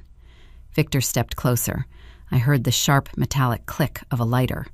I heard the syndicate boss exhale a long, slow breath of smoke. "I am altering the terms of our arrangement," Victor announced. "I require a legal guarantor signature for the remaining debt by midnight tonight. If you cannot provide the property deed or the insurance payout, you will provide a proxy, someone willing to absorb the liability. If you fail to deliver the proxy signature by midnight, my associates will dismantle you. Do we understand each other?" "I have a proxy," Julian promised, his words stumbling over each other in a desperate rush to appease the predator. "I have someone ready to sign the guarantor documents tonight. I swear to you, Victor, the debt will be secured. Just give me until midnight." Victor did not reply. The audio fed nothing but the heavy drumming of the rain against the metal awning. Then a low, dismissive grunt. "Midnight, Julian. Do not disappoint me." The meeting concluded. Julian turned sharply, hurrying back toward his SUV, his shoulders hunched against the storm. I pulled the headphones down around my neck. The realization of what I had just heard sent a fresh wave of ice through my veins. Julian had failed to detonate the house. He had failed to secure the life insurance. Now facing an immediate lethal deadline from a criminal syndicate, he was pivoting to a backup strategy. He was preparing to throw someone else under the crushing weight of a $2.5 million debt. He was securing a proxy to act as a liability shield. "Who is he planning to sacrifice?" I asked, staring at Marcus in the dim cabin of the truck. Marcus gripped the steering wheel, his eyes locked on Julian's vehicle. "Whoever it is, he is going to forge their signature, just like he forged yours on the conservatorship. He is going to hand Victor Sterling a fake guarantor document and hope the syndicate accepts it long enough for him to flee the state." Suddenly, the sky ignited. A massive, jagged fork of lightning tore across the dark clouds, illuminating the entire industrial park in a brilliant, blinding flash of white light. The sudden illumination stripped away the shadows masking our truck. The glare reflected fiercely off our wet windshield. Julian, halfway to his SUV, froze. He turned his head, his eyes tracking the sudden flash of light. He stared directly at the cluster of weeping willow trees. He stared directly at the gray pickup truck, partially concealed in the brush. He pointed. Julian raised his arm and his index finger, aiming straight at our position. He shouted something to the men standing under the loading dock awning. The audio was drowned out by the ensuing crack of thunder, but the physical response was instantaneous. Victor Sterling's 3 enforcers dropped the umbrella. They reached inside their heavy raincoats. They abandoned the loading dock and began sprinting across the cracked concrete, splashing through the deep, muddy puddles, charging directly toward our vehicle. Can an actuary trained to evaluate corporate risk from behind a polished mahogany desk outrun a syndicate enforcer charging through the mud with lethal intent? Marcus did not hesitate. The engine of the heavy gray pickup roared a deep, guttural mechanical scream, tearing through the sound of the torrential rain. He threw the transmission into reverse. The rear tires bit violently into the wet earth, launching the truck backward out of the willow trees. The chassis slammed hard onto the cracked asphalt of the access road. I gripped the dashboard with both hands. The fine, vibrating tremor of raw adrenaline coursed through my fingertips, traveling up my arms to my shoulders. My body screamed for panic. Yet beneath the physical terror, an icy, detached clarity anchored my mind. I watched the 3 syndicate enforcers receding in the rearview mirror. They were running hard, splashing through the deep, muddy puddles, reaching inside their heavy raincoats for hardware I did not want to see. They were fast, but a 3-ton machine moving in reverse is faster. Marcus spun the steering wheel sharply, executing a brutal sliding J-turn. The truck whipped around the tires, screaming against the wet pavement. He slammed the gear shift into drive and buried the accelerator. We shot down the unlit access road, navigating the severe potholes and rusted debris with absolute terrifying military precision. He drove without headlights, relying entirely on the faint ambient glow of the distant highway to guide us through the decaying industrial maze. We lost them within 3 minutes, merging seamlessly onto the interstate amidst the heavy flow of commercial transport trucks. Our invisibility, however, was irreparably compromised. Julian knew someone was watching him. He knew someone possessed a vehicle matching my brother's description. The margin of error had evaporated. "Get me back to my house," I commanded, my voice projecting a low, steady calm that betrayed none of the violent shaking in my hands. He promised Sterling a proxy guarantor document by midnight. He needs to transmit that file. If I can intercept it, I can identify exactly who he intends to sacrifice. Marcus drove us back to the suburbs. We parked 2 blocks away from my property, utilizing the cover of the dense oak trees and the ongoing storm. I left Marcus in the truck and walked the remaining distance to my front door. The house was dark, silent. Julian was not home. He was likely scrambling to secure his forged documents from a secondary location, terrified that the watchers in the woods had recorded his syndicate meeting. I moved straight to his home office. I booted up the desktop computer, bypassing the standard login screen, accessing his hidden directory through the backdoor administrative portal I had utilized in the vacant parking lot earlier that day. I did not search his local hard drive.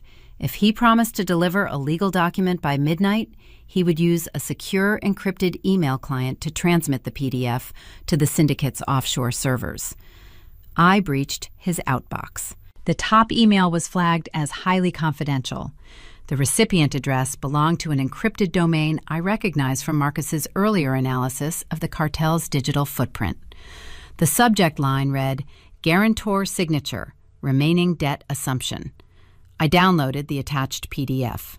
The file opened on the large monitor. It was a formal legal contract, drafted with the dense, suffocating jargon utilized by hard money lenders to bind a debtor into inescapable financial servitude. The document explicitly stated that the undersigned individual assumed full personal liability for the remaining $2.5 million debt owed to Victor Sterling's syndicate. I scrolled past the clauses detailing asset seizure, wage garnishment, and property forfeiture. I needed to see the signature line. I needed to know whose financial future Julian was preparing to annihilate to save his own life. I reached the bottom of the final page. The signature was executed in blue ink. The handwriting was elegant, looping, and entirely familiar. Valerie Reed. I leaned back in the office chair. The soft glow of the monitor cast long shadows across the walls. I stared at the name of the junior risk analyst I had mentored. The woman who sat in my accounting firm, smelling of vanilla and bergamot, routing stolen funds to an offshore account while carrying on an affair with my husband. The woman who happened to be Victor Sterling's niece. Julian had forged Valerie's signature. The sheer, breathtaking arrogance of his maneuver astounded me. He was making his mistress the primary legal guarantor of his syndicate debt. He knew Valerie was Sterling's niece. He assumed the cartel boss would never pursue collections against his own blood relative. Julian believed that by tying the debt to Valerie, he was effectively neutralizing the threat, creating an impenetrable liability shield. He was sacrificing the woman he claimed to love, forcing her to absorb a multi-million-dollar penalty, assuming her family ties would protect her from the violent consequences he himself faced. If Julian defaulted on the payment, or if he vanished entirely, the syndicate's legal team would immediately strip Valerie of her assets, her career, and her freedom. He had built a bomb, handed it to his mistress, and planned to walk away before it detonated. I printed a hard copy of the forged guarantor document. The laser printer hummed, sliding the warm paper onto the output tray. I folded the contract and slipped it into the interior pocket of my blazer. I walked out of the house, returning to the truck where Marcus waited. I climbed into the passenger seat, rain dripping from my hair onto the upholstery. He forged Valerie's signature, I told my brother, handing him the printed document. He is using Sterling's own niece as the proxy. He thinks framing a family member will force the syndicate to forgive the loan. Marcus read the contract. He let out a low, humorless laugh. "Julian is an idiot," Marcus stated, handing the paper back. "Victor Sterling is not a sentimental man. He operates a criminal enterprise. If Valerie's name is on this debt, Sterling will bleed her dry to set an example. Blood or not, the cartel collects. I cannot defeat the syndicate from the outside." I realized the strategic parameters snapping sharply into focus. I can block the wire transfers. I can sabotage the gas lines. But Julian will continuously find new victims to shield himself. I need an inside asset. I need someone connected directly to Sterling's operation to dismantle the threat from within. I need Valerie. "Drive me to her apartment," I instructed, buckling my seatbelt. "I am going to show her exactly how much her lover values her." Marcus started the engine. "Are you sure about this, Belinda? She is a syndicate handler. She has been monitoring your schedule to help Julian coordinate a murder. Why would she ever cooperate with you?" "Because right now, I am the only person holding the proof that Julian is setting her up for federal financial ruin and cartel retaliation." I replied, my voice hard and absolute. "She thinks she is running an asset. I am going to show her she is the scapegoat." We drove across town, navigating the slick, rain-washed streets of Little Rock. Valerie lived in a high-end luxury apartment complex downtown, subsidized by her lucrative position at my firm and presumably her illicit secondary income. Marcus parked the truck near the entrance of the resident parking garage. I stepped out of the vehicle, pulling the collar of my blazer tight against the chill. Will the mistress believe the wife when I present her with the mathematics of her own destruction? The subterranean resident parking garage of Valerie's luxury complex smelled of damp concrete and motor oil. The harsh, buzzing fluorescent tubes overhead cast long, distorted shadows between the rows of expensive European sedans and polished SUVs. I did not bring anger. Anger is a messy, unpredictable variable. It clouds judgment and surrenders control. I brought arithmetic. I brought cold, irrefutable data. I stood near the structural support pillar adjacent to Valerie's reserved parking stall, waiting in the dim perimeter lighting. 20 minutes passed. The heavy, automated security gate rattled upward. A sleek white Audi rolled down the ramp, the tires squealing faintly against the polished floor. Valerie pulled into her designated spot, killed the engine, and stepped out. She wore the same tailored navy suit from the office, looking immaculate despite the late hour. She slung her designer handbag over her shoulder, retrieving her keys. I stepped out of the shadows. The sharp clack of my heels on the concrete echoed through the cavernous space. Valerie froze. Her hand hovered over the door handle. She turned her eyes widening in surprise as she recognized me. The surprise lasted only a fraction of a second before her expression settled into a carefully composed, professional mask. "Belinda," she said, her tone cautious, attempting to mask the sudden tension. "What are you doing here? Is there an emergency at the firm?" I did not reply immediately. I walked slowly toward her vehicle, maintaining steady, unwavering eye contact. I stopped 2 feet from the front bumper. I reached into the interior pocket of my blazer, withdrew the folded hard copy of the forged guarantor contract, and slid it smoothly across the hood of the white Audi. "Read it," I commanded, my voice, projecting the absolute authority of a senior auditor addressing a junior analyst regarding a critical compliance failure. Valerie looked at the paper, then back at me. A subtle, condescending smirk played at the corner of her mouth. She thought she understood the dynamic. She assumed I was the devastated, emotional wife confronting the mistress, waving printed text messages or hotel receipts. She thought she held the high ground.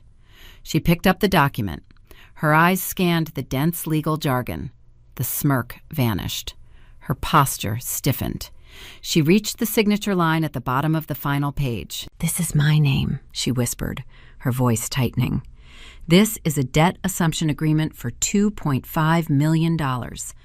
I forged nothing," I stated, stepping closer. "Your lover forged it. Julian submitted that document to Victor Sterling's offshore servers 20 minutes ago. He established you as the primary legal guarantor for his syndicate loan. If he defaults on the payment, or if he decides to flee the state, the cartel will liquidate every asset you own to satisfy the ledger." Valerie scoffed, dropping the paper back onto the hood of the car. Her arrogant smirk returned, though it looked brittle, now forced. "Julian would never do that," Valerie countered, crossing her arms defensively. "And even if he tried, it would not matter. You do not understand who you are dealing with, Belinda. Victor Sterling is my uncle. He manages the syndicate. He would never permit a desperate real estate broker to frame his own niece for a multi-million-dollar debt. My family protects its own. Julian is an idiot if he thinks this liability shield will hold." She was confident. She relied entirely on the impenetrable security of her bloodline. She believed her familial connection to the cartel boss immunized her against Julian's crude legal manipulation. I reached into my blazer pocket a second time. I pulled out my smartphone.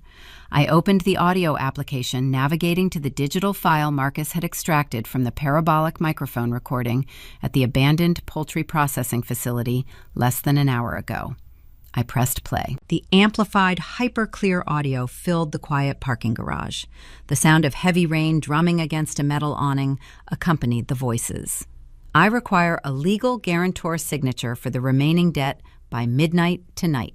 Victor Sterling's voice boomed through the phone speaker, harsh and unforgiving. "I have a proxy," Julian promised on the recording, his words stumbling over each other in a desperate rush to appease the predator. "Someone willing to absorb the liability." Then came the portion of the audio I had not heard during the initial intercept. Marcus had cleaned up the background noise, isolating a secondary exchange that occurred just before the lightning flashed. "You intend to use Valerie Victor," noted his tone, devoid of any familial warmth. "You intend to forge my niece's signature to cover your failures." "Yes," Julian admitted softly. "It is the only way to secure the debt without drawing federal attention to my primary assets." I expected to hear outrage from the syndicate boss. I expected Victor to threaten Julian with dismemberment for suggesting such a profound betrayal. Instead, Victor Sterling let out a low, dismissive grunt. "Submit the paperwork before midnight," Victor commanded. "If she signs, the debt is transferred. If she defaults, the firm liquidates her portfolios. Business is business, Julian. The ledger must balance, regardless of whose name is at the bottom of the page. Do not disappoint me." I paused the recording. The silence in the parking garage felt suffocating, heavy with the devastating weight of the betrayal. I watched Valerie. The arrogant smirk dissolved entirely. Her face drained of color, turning a sickly, ashen gray. Her hands, previously crossed in defiance, dropped to her sides, trembling visibly. The illusion of safety, the belief that her uncle would prioritize blood over capital, shattered completely. She recognized the cold, mathematical reality of organized crime. To Victor Sterling, she was not a cherished niece. She was merely collateral, a viable asset to be seized when a primary debtor failed to perform. "Julian set you up to take the fall," I explained quietly, delivering the final, crushing blow to her reality. "And your uncle approved the transaction. You are the scapegoat, Valerie." When the midnight deadline passes and Julian fails to deliver the property deed, the syndicate will not hunt him. They will come to this apartment to collect the $2.5 million you legally owe them. Valerie leaned heavily against the hood of her Audi, struggling to pull air into her lungs. The sophisticated, ambitious handler had been reduced to a terrified, isolated target. I offered her a single narrow path to survival. "Turn state's evidence," I demanded, my tone shifting into a sharp, unyielding directive. "Hand over the syndicate's internal ledgers. Give me the access codes to Victor Sterling's offshore routing accounts. Testify against Julian regarding the corporate embezzlement and the attempted murder plot against my mother. Do this, and my brother will connect you with a federal prosecutor. We will ensure you receive full immunity and witness protection before the cartel realizes the money is gone." Valerie stared at me, her eyes wide with panic. She was calculating the variables, measuring the terrifying risk of betraying the syndicate against the absolute certainty of financial and physical ruin if she remained loyal to a family that had already sold her out. She nodded, a slow, definitive, desperate gesture of surrender. "I will give you the ledgers," Valerie whispered, her voice barely audible over the hum of the fluorescent lights. "I can pull the routing tables from the firm's administrative portal. I have copies of the forged invoices Julian used to authorize the transfers." The asset had flipped. I possessed the inside operative required to dismantle the syndicate's financial architecture and secure the evidence to bury Julian forever. Suddenly, Valerie's designer handbag vibrated. A sharp, persistent ringing echoed from inside the leather purse. Valerie flinched, pulling her phone from the bag. She looked at the caller ID. Her hand shook violently. "It is Julian," she stammered, staring at the illuminated screen. "Answer it," I instructed, stepping closer. "Put it on speaker. Behave exactly as you always do. If you panic, he will know the perimeter is compromised." Valerie swallowed hard, swiped the screen, and activated the speakerphone. "Julian," she answered, forcing her voice to maintain a level of calm professional affection. "Is everything all right?" "Valerie, listen to me closely," Julian commanded. His voice lacked any warmth. It was erratic, fast-paced, buzzing with desperate, chaotic energy. "The timeline has shifted. The gas heater in the basement failed. I cannot wait for the probate courts to clear the conservatorship. Sterling is demanding payment by midnight." "What do you need me to do?" Valerie asked, glancing nervously at me. "I need you to bring the notary to Helen's farm tonight," Julian ordered. My blood ran cold. The notary. Julian had previously mentioned using a corrupt state notary to finalize the power of attorney documents. "I am forcing the issue," Julian continued, the frantic edge in his voice escalating. "If Helen signs the property transfer and the conservatorship tonight, I can email the digitized deed to Sterling before the deadline. Bring the notary to the farm at 9 o'clock. We are doing this right now." He terminated the call. Valerie lowered the phone, looking at me with pure terror. "He is not waiting for an accident," she whispered. "He is going to force her to sign the papers tonight." Julian was accelerating the endgame. He was bringing the threat directly into my mother's living room. But Julian did not realize that the operative he commanded was now working for me. He was inviting the enemy into his own trap. Who is walking into whose trap? Friday night arrived with the oppressive, suffocating weight of an impending storm. The barometric pressure over Fayetteville plummeted, leaving the air thick and electric. Heavy dark clouds rolled over the Ozark Mountains, swallowing the moonlight and casting the 300-acre farm into total darkness. Inside the farmhouse, the atmosphere matched the meteorological tension. My mother, Helen, sat in her favorite high-backed armchair in the center of the living room. She wore a soft cardigan, her reading glasses perched near the end of her nose. A ball of gray yarn rested in her lap, her knitting needles clicking rhythmically. To anyone observing through the window, she presented the perfect picture of elderly vulnerability, a quiet widow passing a lonely evening. She was the bait. Marcus and I positioned ourselves in the adjoining dining room. We killed the overhead lights, standing in the deep shadows near the threshold. From our vantage point, we commanded a clear, unobstructed view of the living room and the front entryway. The high-pitched, melodic whistle of the tea kettle boiling in the kitchen drifted through the silent house. It provided a mundane domestic soundtrack to a lethal trap. Marcus checked the connection on his tactical earpiece, communicating silently with the federal perimeter team stationed out of sight along the county road. At exactly 9 o'clock, tires crunched on the gravel driveway. Headlights swept across the front windows, casting long, erratic shadows against the interior walls. 2 car doors slammed shut. Julian had arrived. Footsteps approached the porch. A key slid into the front door lock. Julian had kept a copy of my mother's house key for months, claiming he needed it for emergency maintenance access. He pushed the door open, stepping into the foyer. He did not come alone. A man followed him inside. He wore a rumpled gray suit and carried a scuffed leather briefcase. He possessed the tired, bureaucratic demeanor of an overworked state official. Julian had instructed Valerie to procure a corrupt notary, someone willing to validate a coerced signature on a conservatorship and property transfer without asking inconvenient questions. What Julian did not know What he could not possibly fathom, as he confidently guided the man into my mother's living room, was that the fake notary Valerie sent was not a corrupt official. He was Special Agent Miller, an undercover operative with the FBI's Financial Crimes Division. Valerie had secured her immunity deal 4 hours earlier.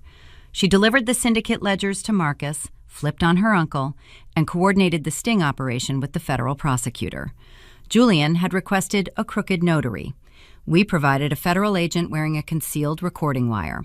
Helen Julian announced, his voice projecting the smooth, practiced warmth of a devoted son-in-law. He walked into the living room, spreading his arms in a gesture of gentle affection. "I hope we did not startle you. I brought someone to help us sort out those confusing medical and estate documents we discussed last week." My mother did not flinch. She set her knitting needles down on the side table. She looked up at Julian, her expression perfectly calibrated to convey mild confusion, masking underlying fatigue. "It is late, Julian," Helen replied, her voice soft, hesitant. "I do not want to sign any paperwork tonight. My head is foggy. Can we do this tomorrow?" Julian knelt beside her armchair, placing a comforting hand over hers. His performance was flawless. The simulated empathy, the patient reassuring tone. I watched him from the darkened dining room, marveling at the sheer sociopathic stamina required to maintain the illusion while orchestrating a murder. "I know it is late," Helen Julian murmured soothingly, "but it is important we get these filed with the county first thing Monday morning. It ensures your medical care is fully funded. It protects the farm. Just a few signatures, and then you can rest." Agent Miller stepped forward, opening his briefcase on the coffee table. He extracted a thick stack of legal documents and a heavy brass embossed notary stamp. He arranged the papers neatly, clicking a ballpoint pen. "Whenever you are ready, ma'am," Agent Miller stated, playing the role of the indifferent bureaucrat perfectly. Julian picked up the top document, the conservatorship petition. He held it out to my mother, offering her the pen. The trap was fully set. Once Julianne forced the signature, Agent Miller would identify himself, and the federal perimeter team would swarm the house, arresting Julianne for elder abuse fraud and conspiracy. We just needed him to complete the physical act of coercion to solidify the federal charges. But Julianne deviated from the parameters. He did not just want the signatures. A signed document transferred the legal authority, but it did not guarantee the immediate liquid capital he required to satisfy Victor Sterling's midnight deadline. A conservatorship took days to process through the probate courts. He needed an instant, undeniable payout. He needed the accidental death life insurance claim. Julian set the pen down on the coffee table. He did not hand it to my mother. Actually, Helen Julian said, his voice dropping, the comforting warmth shifting into a cold, flat register. "Let's take your evening vitamins first. I want to make sure you're thinking clearly before we review the legalese." He reached into the interior breast pocket of his tailored suit jacket. He did not pull out a plastic bag of the heavy white capsules he had been using to induce the fake dementia. He pulled out a medical syringe. The barrel was filled with a clear, viscous liquid. The needle was capped with a thin plastic sheath. My blood turned to ice. My heart stopped beating in my chest. Julian was accelerating the timeline past coercion directly to execution. He intended to force the signature and then immediately inject her with a concentrated lethal dose of the sedative. A massive overdose would trigger immediate respiratory failure. The coroner would rule it a tragic heart attack brought on by advanced age and underlying cognitive decline. The ink on the property transfer would barely be dry before she died, allowing him to claim both the land and the double indemnity life insurance payout simultaneously. Agent Miller tensed. I saw his right hand drift subtly toward the concealed holster beneath his suit jacket. He recognized the lethal escalation. The undercover operation had transitioned from a white-collar fraud sting into an active hostage scenario. Julian uncapped the syringe using his thumb. The sharp, metallic glint of the needle caught the ambient light from the reading lamp. He stepped closer to my mother's armchair. His posture was relaxed, casual. A terrifyingly calm smile spread across his face as he prepared to inject a lethal chemical into the woman who had welcomed him into her family. Just a quick pinch, Helen Julian whispered, leaning over her. And then all the confusion goes away forever. He was entirely unaware that the notary standing beside him was a federal agent. He was completely oblivious to the tactical operative standing in the shadows preparing to breach the room. And he possessed no idea that I, his unsuspecting, boring, number-crunching wife, was standing exactly 10 feet behind him in the darkened dining room. I stepped forward, crossing the threshold from the darkness into the light. How do you break a predator who resorts to lethal violence without lowering yourself to his level, without becoming the monster you are trying to destroy? Julian, I said. My voice did not tremble. I did not scream. I did not project the hysterical panic of a betrayed spouse. I utilized the calm, flat, emotionally hollow tone of an auditor delivering a catastrophic financial discrepancy report to a defaulting client. Julian froze. The syringe hovered 3 inches from my mother's arm. He turned his head slowly, his eyes wide, registering my presence in the living room.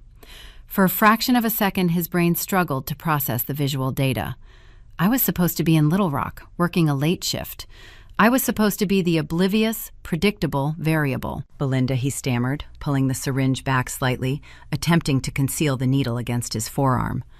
What are you doing here? I thought you were at the office. The heavy, rhythmic ticking of the antique grandfather clock in the hallway echoed through the silent room. Tick, tick, tick. It sounded like a metronome counting down the final seconds of his illusion. I walked past the dining table, stepping fully into the living room. I did not look at the syringe. I did not look at the fake notary standing rigidly by the coffee table. I looked directly into Julian's eyes. I finished my audit early, I replied, my tone conversational, devoid of any threat, and I found some significant liabilities in the ledger. I carried a thick, black leather portfolio under my arm. I walked over to the kitchen island a few feet from where Julian stood and dropped the portfolio onto the polished granite surface. The heavy thud resonated in the quiet house. I opened the cover. I did not beg for my mother's life. Pleading with a predator validates their power. You do not negotiate with a parasite. You eradicate its host. I pulled out the first document and slid it across the island toward him. The escrow transfer, I announced. That 6-figure payment Valerie authorized this morning, it did not reach the syndicate's offshore account. I intercepted the routing sequence. The money bypassed Victor Sterling and dropped into an untouchable federal holding tank under the USA. Patriot Act. Sterling checked his balance an hour ago. It reads 0. Julian stared at the banking printout. His jaw slackened. The carefully maintained facade of the loving husband cracked, revealing the desperate, cornered animal underneath. He looked at me, confusion warring with escalating terror. I slid the second document across the granite. The life insurance policy, I continued smoothly. You updated the beneficiaries this morning. However, you utilized our shared home network to submit the electronic signatures. I accessed the carrier's administrative portal this afternoon and voided the policy entirely, citing suspected fraudulent coercion. If I die tonight, Julian, the policy pays nothing, not a single cent. His breathing grew shallow, rapid. His eyes darted from the documents on the island to my face. The reality of his situation was bleeding through the perimeter. The financial architecture he relied upon to survive the midnight deadline was disintegrating in front of him. But I was not finished. I pulled my smartphone from my blazer pocket. I unlocked the screen, accessed the media player, and increased the volume to maximum. I placed the device on the island. I pressed play. Submit the paperwork before midnight, Victor Sterling's voice boomed from the phone speaker, harsh and authoritative, captured from the warehouse loading dock hours earlier. If she signs, the debt is transferred. If she defaults, the firm liquidates her portfolios. Business is business, Julian. Julian stumbled backward, bumping into the edge of my mother's armchair. He stared at the phone as if it were a venomous snake. He recognized the audio. He recognized the exact conversation he had conducted under the cover of a torrential thunderstorm at an abandoned industrial park. You recorded me, Julian whispered, his voice cracking, the panic finally breaching his vocal cords. I did, I confirmed, pausing the audio. And so did the federal agents listening to the wiretap. Victor Sterling was arrested 20 minutes ago at a private airfield in Springdale, attempting to board a charter flight to Mexico. The syndicate is currently being dismantled by a tactical response team. They seized the hard money ledgers. The cartel is gone, Julian. You have no one left to pay. He stood paralyzed in the center of the living room. The grand conspiracy, the elaborate, multi-layered trap he had spent a year building, lay in ruins at his feet. The mistress had flipped. The money was frozen. The syndicate boss was in federal custody. But a cornered predator is most dangerous when the exits close. Julian's shock mutated rapidly into a dark, vicious rage. The charming real estate broker vanished entirely, replaced by a man holding a lethal syringe and a desperate need to inflict damage. He let out a harsh, jagged laugh. It sounded like tearing metal. You think you are so clever, Belinda. Julian spat, his face twisting into an ugly, triumphant sneer. You think auditing my bank account saves you? You forgot the primary asset. He reached into the interior pocket of his suit jacket with his free hand. He pulled out a folded, legal-sized document. He waved it in the air between us, like a victory flag. The power of attorney, Julian announced, his voice vibrating with malicious arrogance. I did not wait for tonight to secure the land. I came by this morning while you were at your office, pretending to be a genius. I had Helen sign the preliminary transfer deeds. I already possess legal control of the 300 acres. I can walk out of this house right now, drive to a neighboring state, and liquidate the property for cash before your federal friends can file a single injunction. He slapped the document onto the kitchen island, right on top of my audit files. The ink is dry, Belinda Julian taunted, his eyes wide and manic. The farm is mine. You lose. I looked down at the document. I looked back up at Julian. I did not flinch. I did not project defeat. I offered him a small, chilling smile.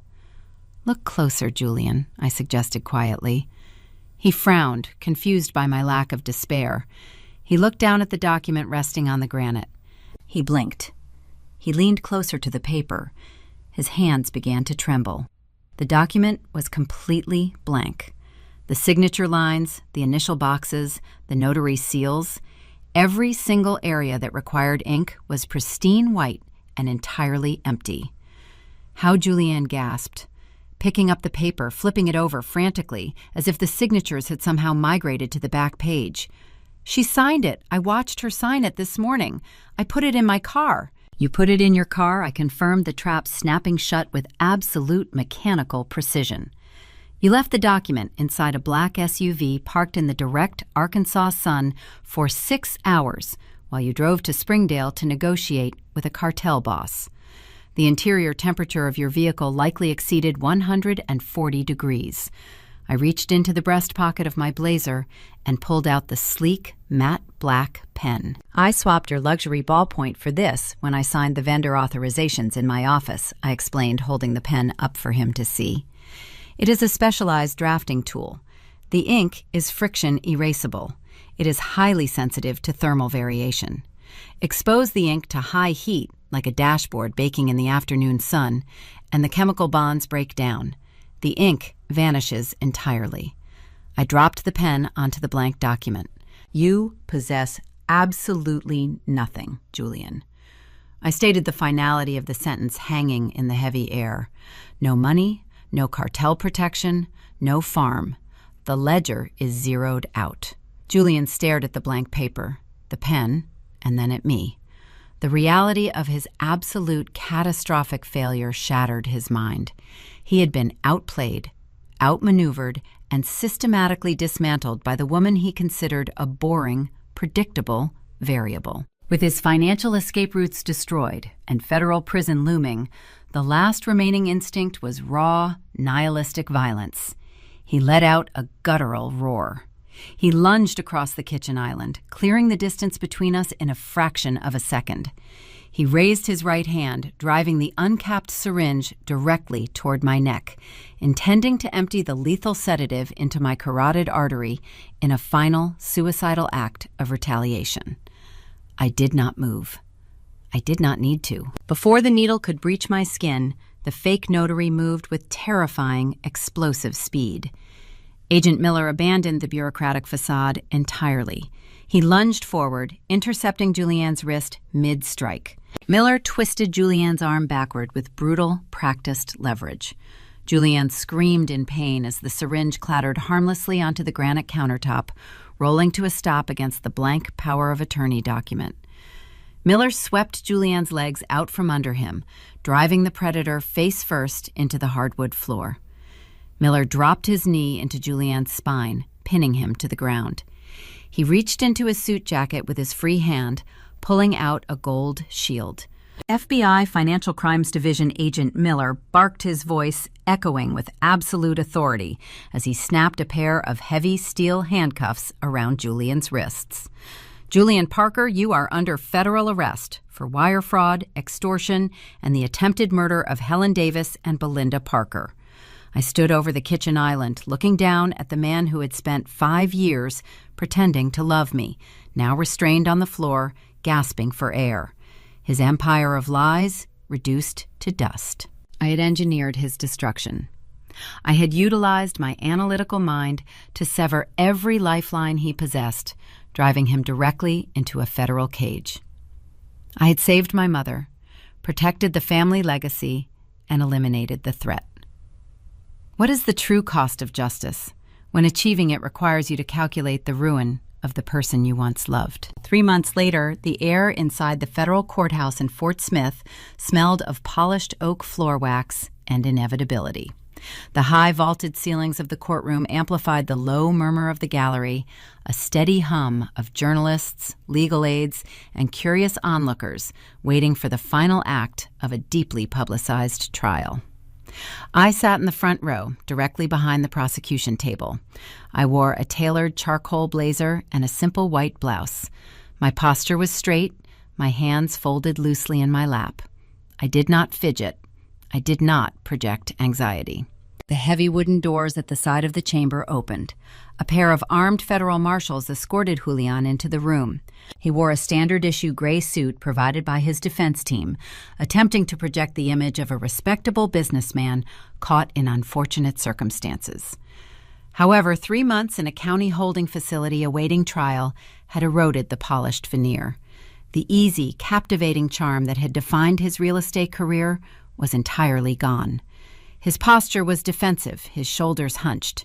He looked pale, exhausted, and remarkably small as he took his seat at the defense table. The trial had commenced 3 days prior. The federal prosecutor, a sharp, meticulous litigator named Sarah Vance, had systematically laid out the architecture of the conspiracy. She detailed the forged conservatorship documents, the fraudulent life insurance policies, and the attempted natural gas explosion at the farmhouse. Julian's defense attorney, a weary public defender assigned to a fundamentally unwinnable case, attempted to construct a narrative built on coercion. During his opening statements, the attorney argued that Julian was a desperate victim, a man drowning in unforeseen debt who was violently strong-armed into committing financial crimes by a ruthless cartel. The defense suggested that Victor Sterling threatened Julian's life, forcing him to act out of sheer terror rather than malicious intent. It was a desperate strategy, attempting to weaponize sympathy to mitigate the severity of the charges. It took exactly 12 minutes on the witness stand to obliterate that defense. The prosecution called me as an expert witness. I did not testify as a traumatized spouse seeking emotional closure. I testified as a senior risk auditor presenting forensic evidence. I took the oath, sat in the witness box, and adjusted the microphone. I looked directly at the jury box. 12 individuals tasked with determining the trajectory of Julian's life. Mrs. Parker, Sarah Vance, began pacing slowly in front of the jury. The defense claims your husband acted impulsively under extreme duress. Does the financial data support this assertion? I opened the binder resting on the ledge of the witness stand. I did not read from the pages. I had memorized the numerical sequences. "No, it does not," I replied, my voice projecting clearly across the courtroom. The financial routing executed by the defendant required months of premeditated planning. He established secondary bank accounts, routed funds through offshore shell corporations, and coordinated complex wire transfers. These actions demonstrate sustained, calculated intent, not impulsive panic. I directed the court's attention to the multimedia displays mounted around the room. I walked the jury through the timeline of the gas tampering. I presented the microthermal camera footage Marcus and I captured at the farmhouse. The high-definition video clearly depicted Julian intentionally stripping the safety seals off the residential gas line and wiring the explosive trigger to the smart thermostat. Does this video depict a man acting under coercion? I asked the courtroom, allowing the silence to stretch. The defendant is alone in the basement. No syndicate enforcers are present. He is executing a methodical, technical manipulation designed to murder an elderly woman and collect an insurance payout. This is not survival. This is premeditated execution. The jury watched the footage, their expressions shifting from polite attention to cold, hard disgust. The defense attorney sank lower into his chair. Julian stared at the tabletop, unable to meet the eyes of the people judging him. The prosecution called Valerie Reed to the stand next. Valerie had secured her immunity deal by providing the cartel's internal ledgers. She walked into the courtroom wearing a severe black suit, her demeanor rigid. She understood that her testimony was the only barrier standing between her and a federal indictment. She detailed her role as the syndicate handler. She explained how Julian willingly approached Victor Sterling to secure the initial hard money loan. She testified that Julian independently proposed the mineral rights transfer and the life insurance scheme to satisfy the debt. Did Victor Sterling force the defendant to forge the conservatorship documents, the prosecutor asked. No, Valerie answered, her voice flat and unyielding. Julian initiated the forgery. He brought the documents to our meetings. He bragged about how easy it was to replicate his wife's signature. He viewed his family as disposable assets. Valerie's testimony severed the final thread of Julian's coercion defense. She confirmed he was a willing, eager participant in the conspiracy. He was not a victim of organized crime. He was an active collaborator. The defense rested without calling a single witness. They possessed no counter-narrative. The forensic data and the insider testimony formed an impenetrable wall of guilt. Before I stepped down from the witness stand, however, I executed my final actuarial maneuver. I needed to ensure the consequences of Julian's actions extended far beyond the walls of a federal penitentiary. Prison isolates a predator, but financial ruin destroys their legacy. During my review of the syndicate ledgers provided by Valerie, I discovered a significant structural vulnerability in how Julian managed the illicit funds. When he transferred the initial $2.5 million from Victor Sterling's offshore accounts into his domestic real estate business, he failed to file the mandatory federal disclosure forms required for large foreign capital injections. He attempted to mask the loan as legitimate domestic revenue to avoid triggering an audit. Mrs. Parker, the prosecutor, asked, prompting the final piece of evidence.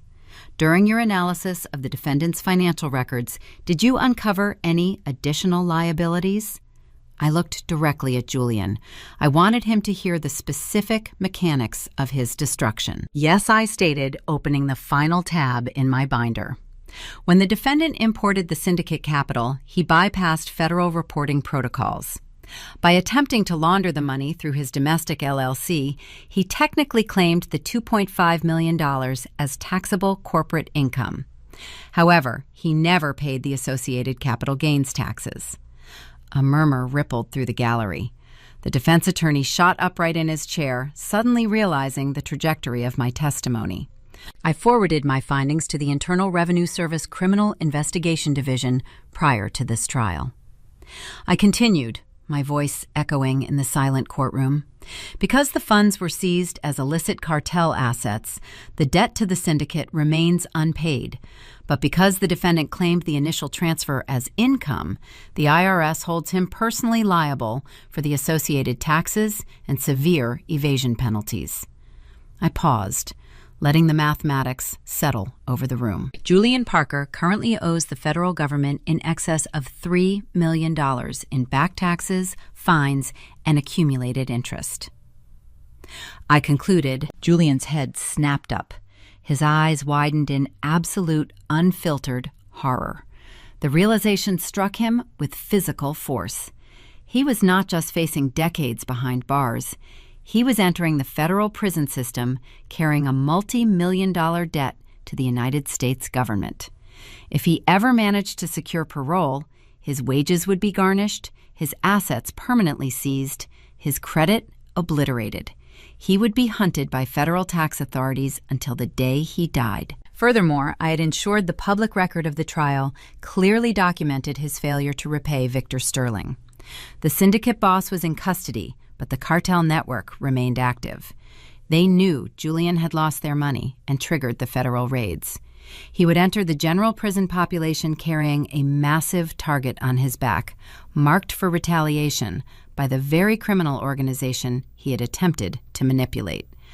I had engineered a cage within a cage. The jury deliberated for less than 2 hours. They returned a verdict of guilty on all 14 counts, including wire fraud, conspiracy to commit murder, and federal tax evasion. The judge, a stern, uncompromising magistrate with zero tolerance for white-collar predators, did not delay the sentencing. He demanded Julian stand and face the bench. The crisp, finalizing sound of the judge's wooden gavel striking the sound block echoed like a gunshot. Julian Parker, the judge announced, his voice ringing with absolute, unyielding authority. Your actions demonstrate a profound sociopathic disregard for human life and the rule of law. You weaponized your marriage, endangered an elderly woman, and conspired with organized crime for personal enrichment. Society requires permanent protection from your greed. The judge adjusted his glasses, looking down at the broken man standing before him. I sentence you to 25 years in a maximum security federal penitentiary without the possibility of parole. You are further ordered to pay full restitution to the Internal Revenue Service. 25 years.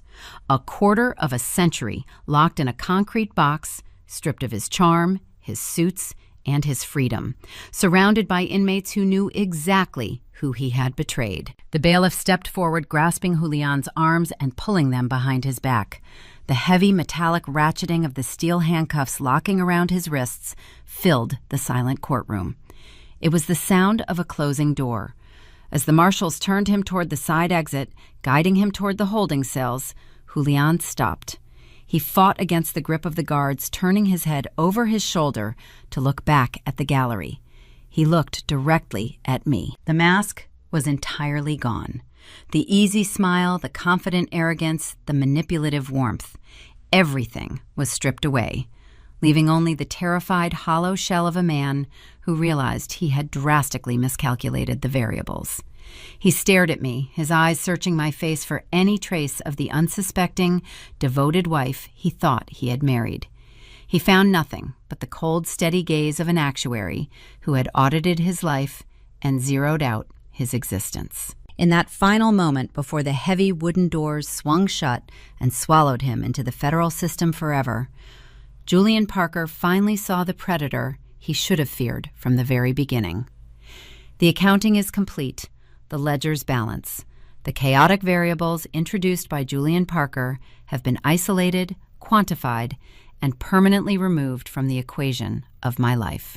The aftermath of his incarceration unfolded with predictable bureaucratic efficiency. The federal authorities seized the syndicate's offshore accounts, dismantling Victor Sterling's criminal lending network across 3 states. Julian's commercial real estate holdings in Bentonville were liquidated entirely. The proceeds from the asset forfeiture covered the extensive costs of the federal fraud investigations and settled a fraction of his massive IRS penalty. The remainder of his debt hangs over him, an invisible, crushing weight he will carry through his 25-year sentence and beyond. Valerie Reed avoided federal prison through her cooperation agreement, but she did not escape consequence. The district attorney revoked her professional licensing. She can never work in the financial sector again. She relocated to a different state, constantly looking over her shoulder, knowing the remnants of her uncle's cartel consider her a liability. As for me, I returned to my corporate auditing firm. I walked back through the glass double doors, past the communal printing station, and into my private office. I sit in my ergonomic chair reviewing compliance reports and risk assessments. But I view the numbers differently now. I understand that the most dangerous discrepancies are not buried in offshore accounts or complex tax filings. They are hiding in plain sight, disguised as domestic routines and marital obligations. I drive north to Fayetteville on a quiet Friday evening. The journey along Interstate 49 no longer carries the frantic, terrifying urgency of a rescue mission. I drive with the windows down, the cool autumn air rushing through the cabin, breathing deeply for the first time in what feels like years. I pull into the gravel driveway of my mother's farm. The 300 acres stretch out around the house, vast, quiet, and profoundly secure. Following the trial, Marcus and I established an irrevocable living trust for the property, fortifying the legal boundaries with impenetrable corporate structures. No developer can force a sale. No predatory relative can forge a signature to access the equity. The land is locked down, insulated against any future manipulation. I walk up the porch steps. Helen sits in her high-backed wooden rocking chair. She looks strong, vibrant, her sharp intellect completely restored after the chemical fog of the sedatives cleared from her system. She holds a steaming ceramic mug in both hands. I take the seat beside her. We watch the sunset over the Ozark Mountains. The sky ignites with brilliant, bruised shades of orange and deep purple, casting long, peaceful shadows across the sprawling pasture land. Marcus stands in the yard near the edge of the tree line. He throws a worn tennis ball into the tall grass. His German Shepherd sprints after it, a blur of dark fur and joyful energy, returning the ball and demanding another throw. Helen hands me a matching ceramic mug. I take a sip. It is Earl Grey tea steeped perfectly, sweetened with a single drop of local honey. Real tea, untainted, warm, and comforting. I hold the mug against my chest, feeling the heat radiate through the thick fabric of my sweater. We sit in silence. We do not discuss the trial. We do not speak Julian's name. His memory occupies no space on this porch. We evicted him from our history as thoroughly as we evicted him from our bank accounts. I watch the fading sunlight catch the rim of my mug, and a profound, quiet realization settles over me. During our marriage, Julian frequently commented on my professional demeanor. He called my analytical approach to life cold. He teased me for being too focused on the details, too absorbed in risk assessment and structural security. He mocked the very traits that made me an exceptional actuary. Suggesting my need for measurable facts made me boring. He wanted a compliant, emotional spouse who prioritized romantic gestures over financial transparency. He weaponized my pragmatic nature, assuming my reliance on logic made me blind to emotional manipulation. He was catastrophically wrong. The analytical mind he mocked as cold and boring was the exact weapon that saved my family's life. When the foundation of my marriage collapsed, I did not drown in grief.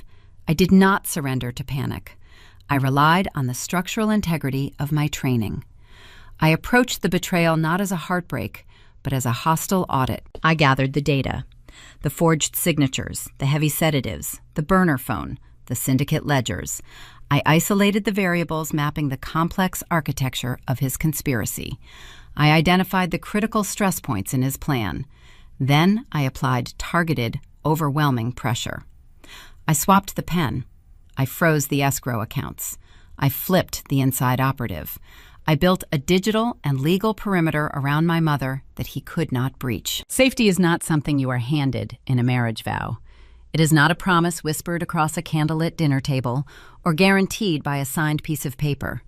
Safety is a fortress you calculate and build yourself. It requires vigilance. It demands the willingness to look past the charming smile and the comforting words to examine the hard, undeniable mathematics of a person's actions. I did not just survive a betrayal. Surviving implies you merely endured the damage and escaped the wreckage. I did not run. I stood my ground. I audited a monster, systematically locating every deficit in his character and every flaw in his design. I dismantled his financial shield, exposed his criminal connections, and zeroed out his existence in my life with absolute forensic precision. The sun dips below the horizon, pulling the final streaks of orange from the sky. The air turns sharp and cold. Marcus calls the dog, heading toward the warmth of the farmhouse kitchen. Helen finishes her tea, setting the empty mug on the side table. "We are safe, Belinda," she says quietly, her voice carrying the unyielding strength of a woman who stared down a predator and won. "Yes, Mom," I reply, standing up and pulling my sweater tighter against the chill. "We are." I look out over the darkened fields one last time. The physical scars of Julian's presence are gone. The cellar doors are locked. The gas lines are secured. The emotional debris has been swept away, leaving behind a clean, fortified foundation. I walk inside, closing the heavy wooden door behind me, engaging the deadbolt with a solid, satisfying click. To anyone listening today who feels that quiet, persistent instinct, whispering that the math of your life does not add up, do not ignore it. Do not let someone convince you that your need for clarity is a flaw. Do not let them label your vigilance as paranoia. When the numbers and the words contradict each other, trust the numbers. Words are easily manipulated. Smirks are easily faked. But the data, the bank statements, the hidden phone records, the timeline of their absences, the data does not lie. Document what you see. Secure your perimeter. Build your fortress before the storm arrives. Family betrayal does not start with a raised voice or a sudden act of physical violence. It begins much earlier, disguised as the most mundane domestic comforts. It starts with a supportive husband offering to manage an elderly parent's finances. It starts with a junior colleague offering to expedite a routine vendor payment. It starts with a cup of tea. Have you ever caught a lie by looking at the details someone else thought were insignificant? Have you ever audited a betrayal and found the truth hiding in the margins? Drop a comment below and share your story. Your perspective might be exactly the strategy someone else needs to hear today. Subscribe to the Revenge Order channel for more stories of survival strategy and absolute accountability. We build our fortresses together.